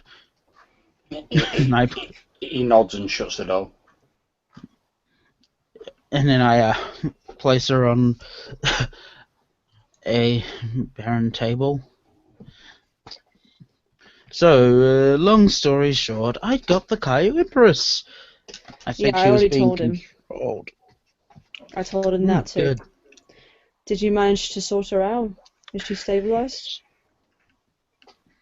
If she makes it through the night, she'll make it. I turned to 7015. If we have any men with any kind of medical training, it might be prudent to have them look after her. I suggest we have her moved to one of our more secure locations. As you've said, this location may be compromised. We should move her. Indeed. For your own protection, I suggest that yourself and your friend here let us handle this matter. I think you're much better at moving things around than I am. Yes, you probably are. Yes, although my method of travel is somewhat less impressive than your own. And more subtle, which is what we want here. Indeed, he says, and he reaches down, picks up the woman off the table, and he steps into a patch of shadow in the corner of the room, and then he literally appears to disappear into the shadows. See, why you couldn't just do that, I don't know. He had to go It's not fast dragging enough. us around in the winds. He's an infiltrator, and I'm more what you call an instigator. So you each specialize, I see. So, So, and I'll tell you this much. I am a spy for the Tiang government. the Tiang. Why did you... Sorry, ask your question. I have a lot of questions. You know, I've always been curious. Why did you want to kill her so badly and then suddenly decide to make her well again? Just because we got that thing out of her doesn't mean that she's a completely different person. But if she was, then she might have more potential as an asset. If she was an enemy, she was better off dead. And besides, I can't wait to see the look on the governor's face if I had been able to truthfully say that I killed his wife. And besides, it would have halted diplomatic relations with the Kaiju nation. You see, if her father was alive, well, the growing sentiment amongst nobles is that if her father was alive, then probably wouldn't have made such an alliance with Kausao. Indeed not. Well, if she doesn't survive, they'll have to have a new heir. Are there any more Kaiju heirs in the immediate family? Can you make me, well, the two of you, make me aristocrat rolls? Alright. This is where I have to hold back the metagaming since I made up the Kaiju family tree. Okay, I got a 3, which is good. Okay. I would say that the two of you know that Kaiju Misaki is survived by a younger sister known as Kaiju Natsumi, who is 3 years younger than her. That would make her 15 or 10 or what? How old? It would make her 17 now. Okay. I wonder if the governor will try marry her sister. I highly doubt that they marry each other for personal reasons. Yes, but it's clear that was a political marriage. Besides, I he love how probably you say doesn't need was. to. Yeah, he probably doesn't need to now that he's allied with the Aerum Nation. Yes. Where is Yoshida, by the way? Why didn't he come back with you? Well, I had to leave via my method of transport, and he was on the other side of the room. But I'm worried. There was an influential person over there, and I'm worried that Yoshida might have been taken in. And you didn't say this before? Kind of had something much more important to pay attention to. But what if he talks? I mean, he doesn't know anything important. So like He he'll be knows able he to. knows where we are. He doesn't know our location. How's He his? knows vaguely where we are, or he might have an idea of where you would have taken the Empress. That's impossible. There's no way he could have deduced that. Speaking, Yoshida isn't speaking as... of which, speaking of Yoshida, what is Yoshida up to at this point in time? Oh, I was mute there for a second. Yoshida will be trying to make his way to the Banban's hideout. The recently deceased Chao's place of origin. You're making your way towards Banban's house. You're probably about 2 blocks away when all of a sudden you hear this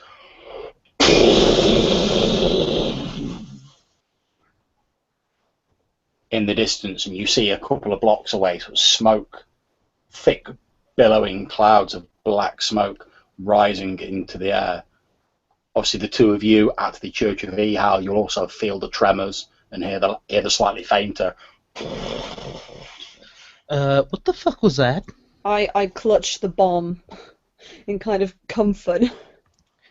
Instead of rushing away, Yoshida's going to rush closer towards the blast. He's going to think, what the hell? Distraught. Okay, you rush closer to the blast, and as you get there, you see that it appears as though what look to be several score of large explosives have been detonated in the building that Banban used to live in. You can see the charred remnants of several dozen Kausao City Guard lying strewn about, all killed by the explosion. And then about 20 foot away from you, sort of lying on the outskirts of the blast, perhaps flung there by the concussive force of the explosion, you see a small, scorched female figure, thin sort of wisps of red hair still clinging to the burnt head. By the 12, why does this keep happening? Did Banban do this? Did the governor do this? God, it could have even been Daisuke or Mifune at this point. Why do I keep running into these explosions? As he Sorry, go ahead. As he kind of falls to his knees for a few minutes and the devastation is just has it distraught. He doesn't know what to do. He started using the blade as a kind of crutch for a second. It's just, why does everyone he care about just end up exploded, dead, charred, murdered? You know, turned into some kind of jade weapon. It's like everything he does turns to ash. You're falling down to your knees, and you're thinking that when you hear soft footsteps behind you, and you feel a hand placed on your shoulder, and you hear a familiar female voice saying, "What are you doing down there?" At the sudden touch of someone's hand, Yoshida basically turns around within a blink of an eye and has his blade to the throat of, obviously, Banban. Indeed, you spin round and sort of hold your knife up to Banban's throat, and she's like, "You're alive?" Well, yes, of course I am. I'm not going to blow myself up. I'm not feeble-minded. But he just sort of looks back and sees that the charred corpses. But I thought you were. What? I thought the governor Or She sort of crinkles up her face a bit and says, "I'm not the only person in Kausao who has red hair, you know." true, but I have a tendency to walk in on these bloody explosions, and he's just sort of... He actually falls into her shoulder for a second. She sort of like Yeah. cradles you a little bit and then says, "Look, I knew your friends were here. They had the Empress with her. I knew it. They found something inside her. They were trying to save her. I don't know the particulars. They had to leave quickly. They think they may have been followed.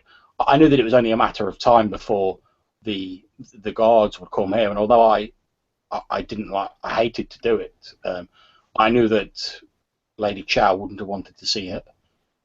I hope she'd come to regard as her home, being occupied by the governor's forces. So I took the explosives I'd been preparing to use against them, lined them up around the interior of the building, and then retreated to a safe distance. When they all went inside and surrounded the building, I detonated them.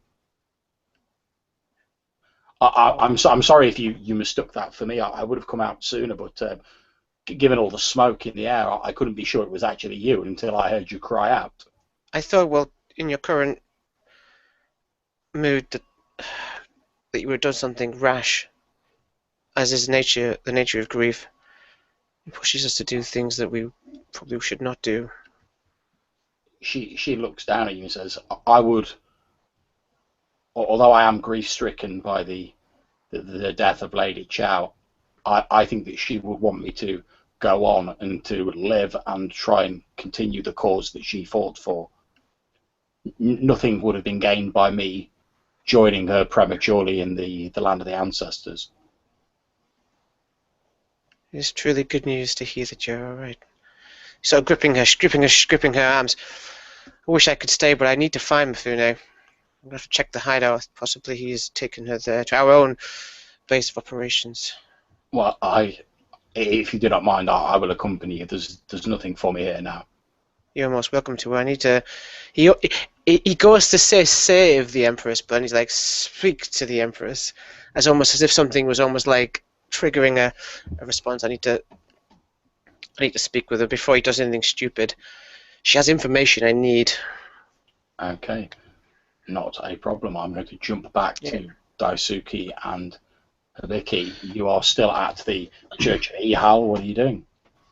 So, do you have any other questions? Not right now. Everything's a little bit up in the air. Apart from where is Yoshida? Yeah, I don't know. Anyway, we have to meet the Crimson Tengu in one day. What? You know the other Janyo? Yeah, but I didn't think it would be so soon. I managed... did I not tell you this? I saw her the other day, and then I went around kicking the crap out of guards, riding in blood for the Crimson Tengu, and then eventually I woke up with this note.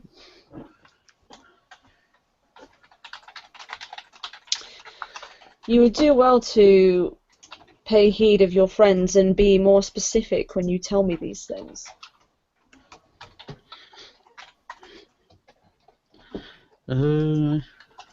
Okay, you see the note that Hibiki is sort of pushed forward towards you. It's just like a tiny little piece of scroll, and on it you can see written in sort of red ink. It says, "If you wish a meeting, then I will be in Lowport in 2 nights' time. Come unarmed and bring your 2 friends, the Crimson Tengu." Looks like they want to see us as a whole. Do they know who we are? Do they think that we're like them? Or one of them? Probably. I was just trying to arrange a meeting. I was hoping to form an alliance. I think that'd be quite good, considering our strength does not lie in numbers. Especially now 1/3 of us has disappeared again. The Crimson Tengu is believed to work alone. Whether this is true or not, I doubt it. They would be stupid to do that now, with all that's happening. Well then, I suggest we go when they say. But we need to find Yoshida, because they requested bring your 2 friends. Well, I have lots of friends. I might not know which 2 she meant. Come on. Where would we be without Yoshida's expressive dance and extremely diplomatic demeanour? If it weren't for him, I would just Diplomatic? charge in You and would throw budge on bombs any issue. everywhere. Well, Nevertheless.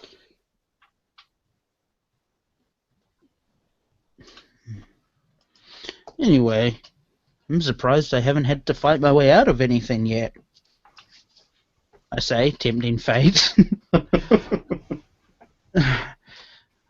No, really. I thought I would have to fight like 100 guys to get that Empress out of there. Don't get me started, Mifune. I don't really want to fight anyone tonight.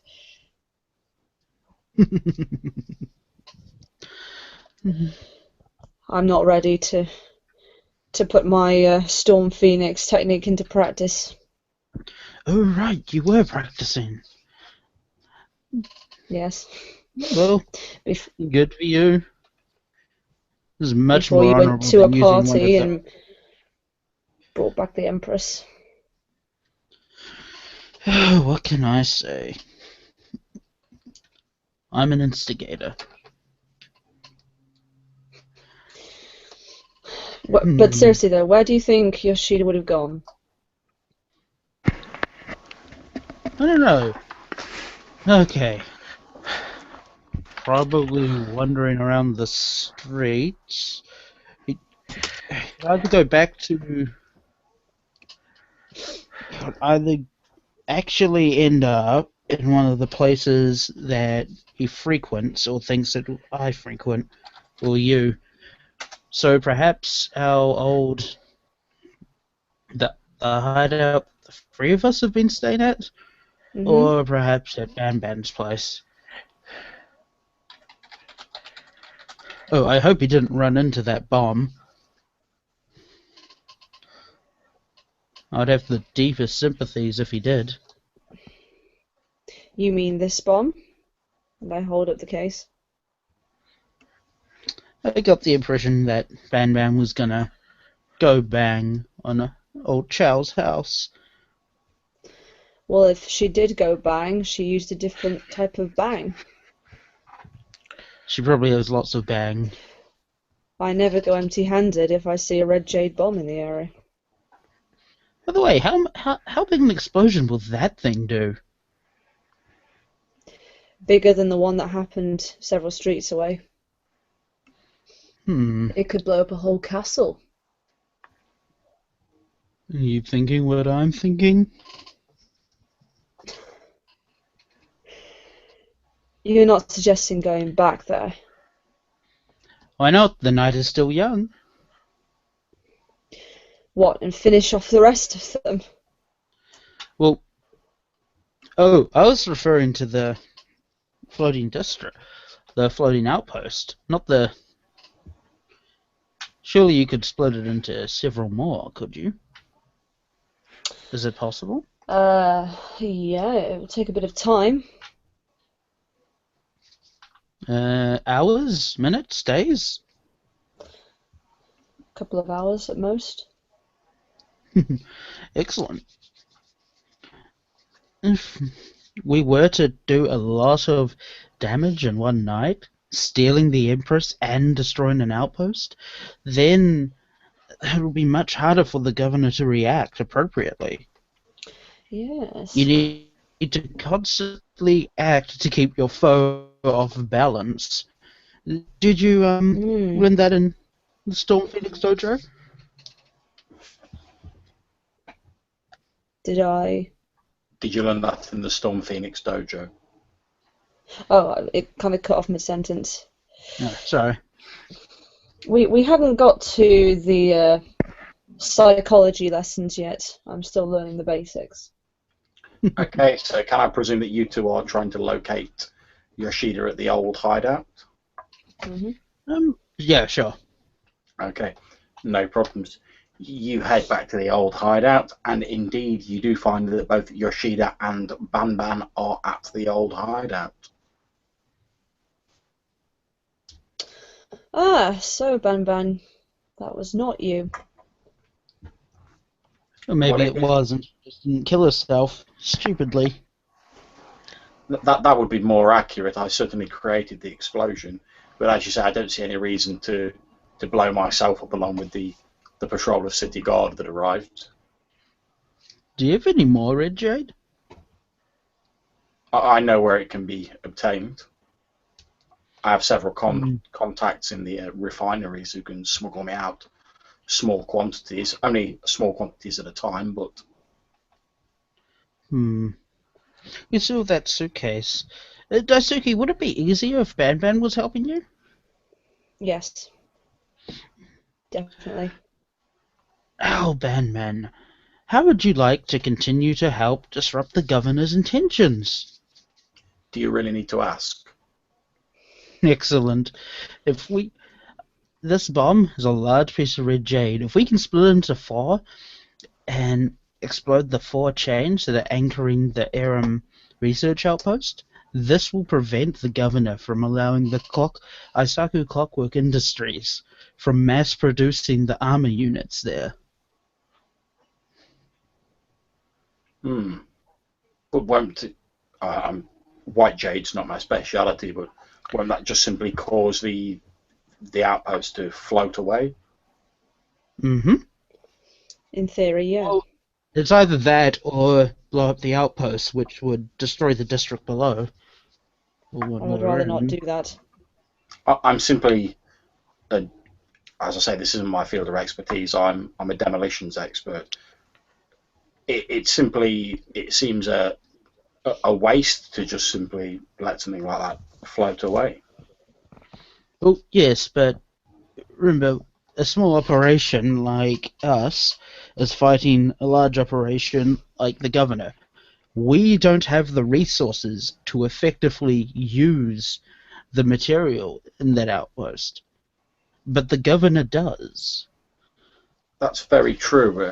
I was thinking though, we already know there are Irish exiles in the mountains to the north of here who certainly had some airships when they left the city, and there are a number of smaller floating islands orbiting the main one.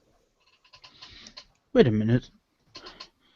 Daisuke, if you had that piece of white jade, how long to fix the to make the communicator? That's all I need. And then it's done. Even better idea. If we can contact the Aerum fleet and get them to take control of the outpost once we let it float, then it would be like laughing in the face of the governor.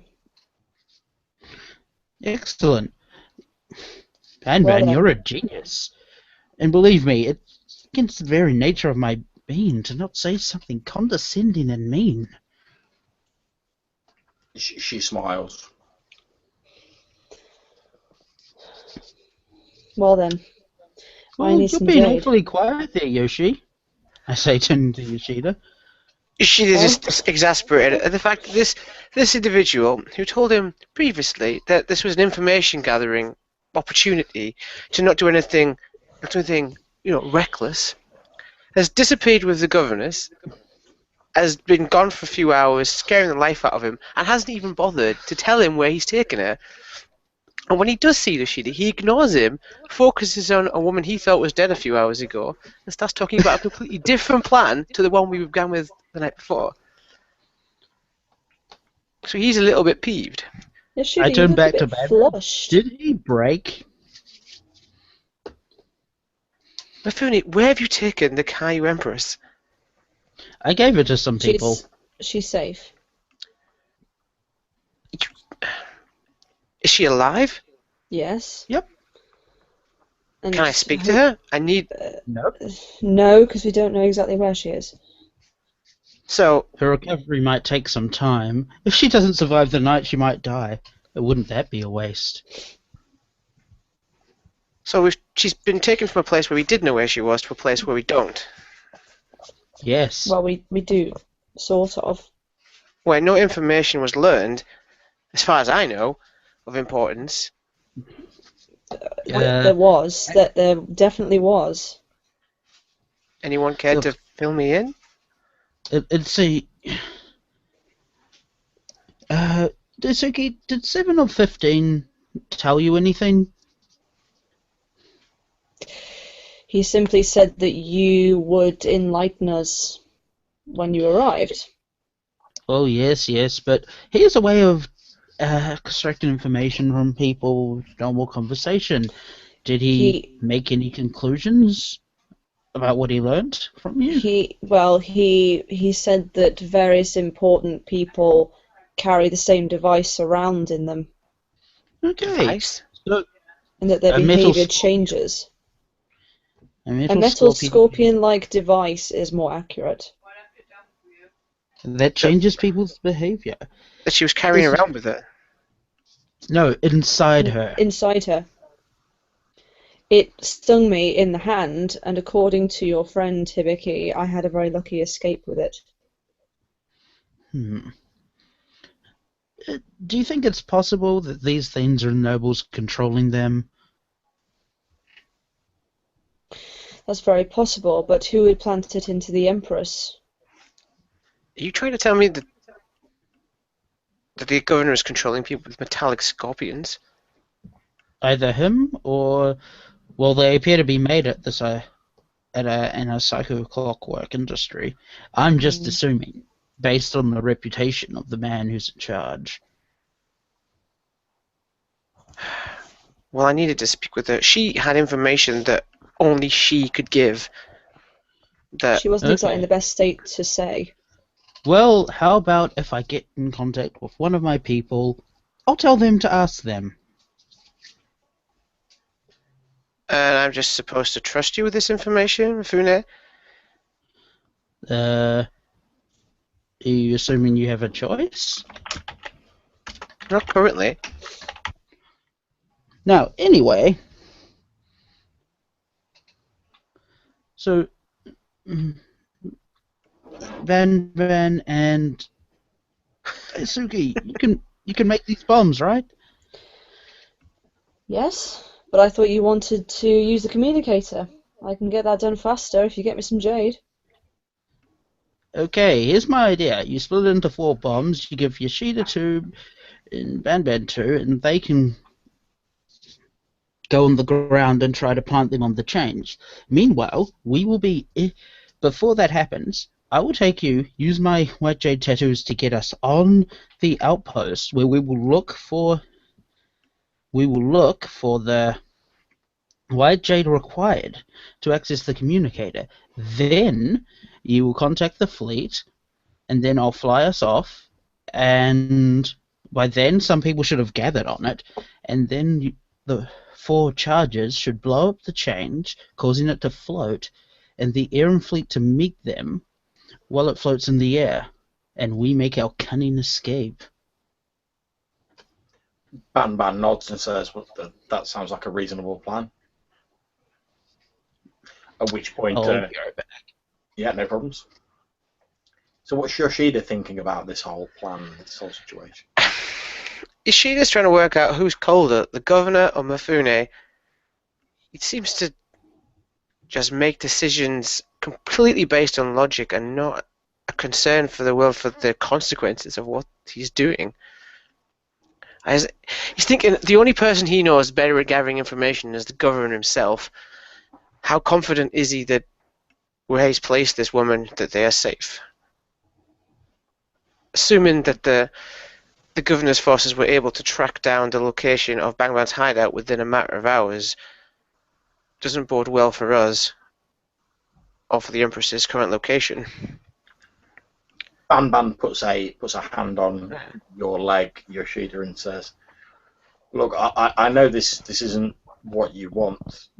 I personally don't want to have to do things like this, but if we're going to get rid of the governor and free Kausao, we can't afford to let sentiment get in the way of things.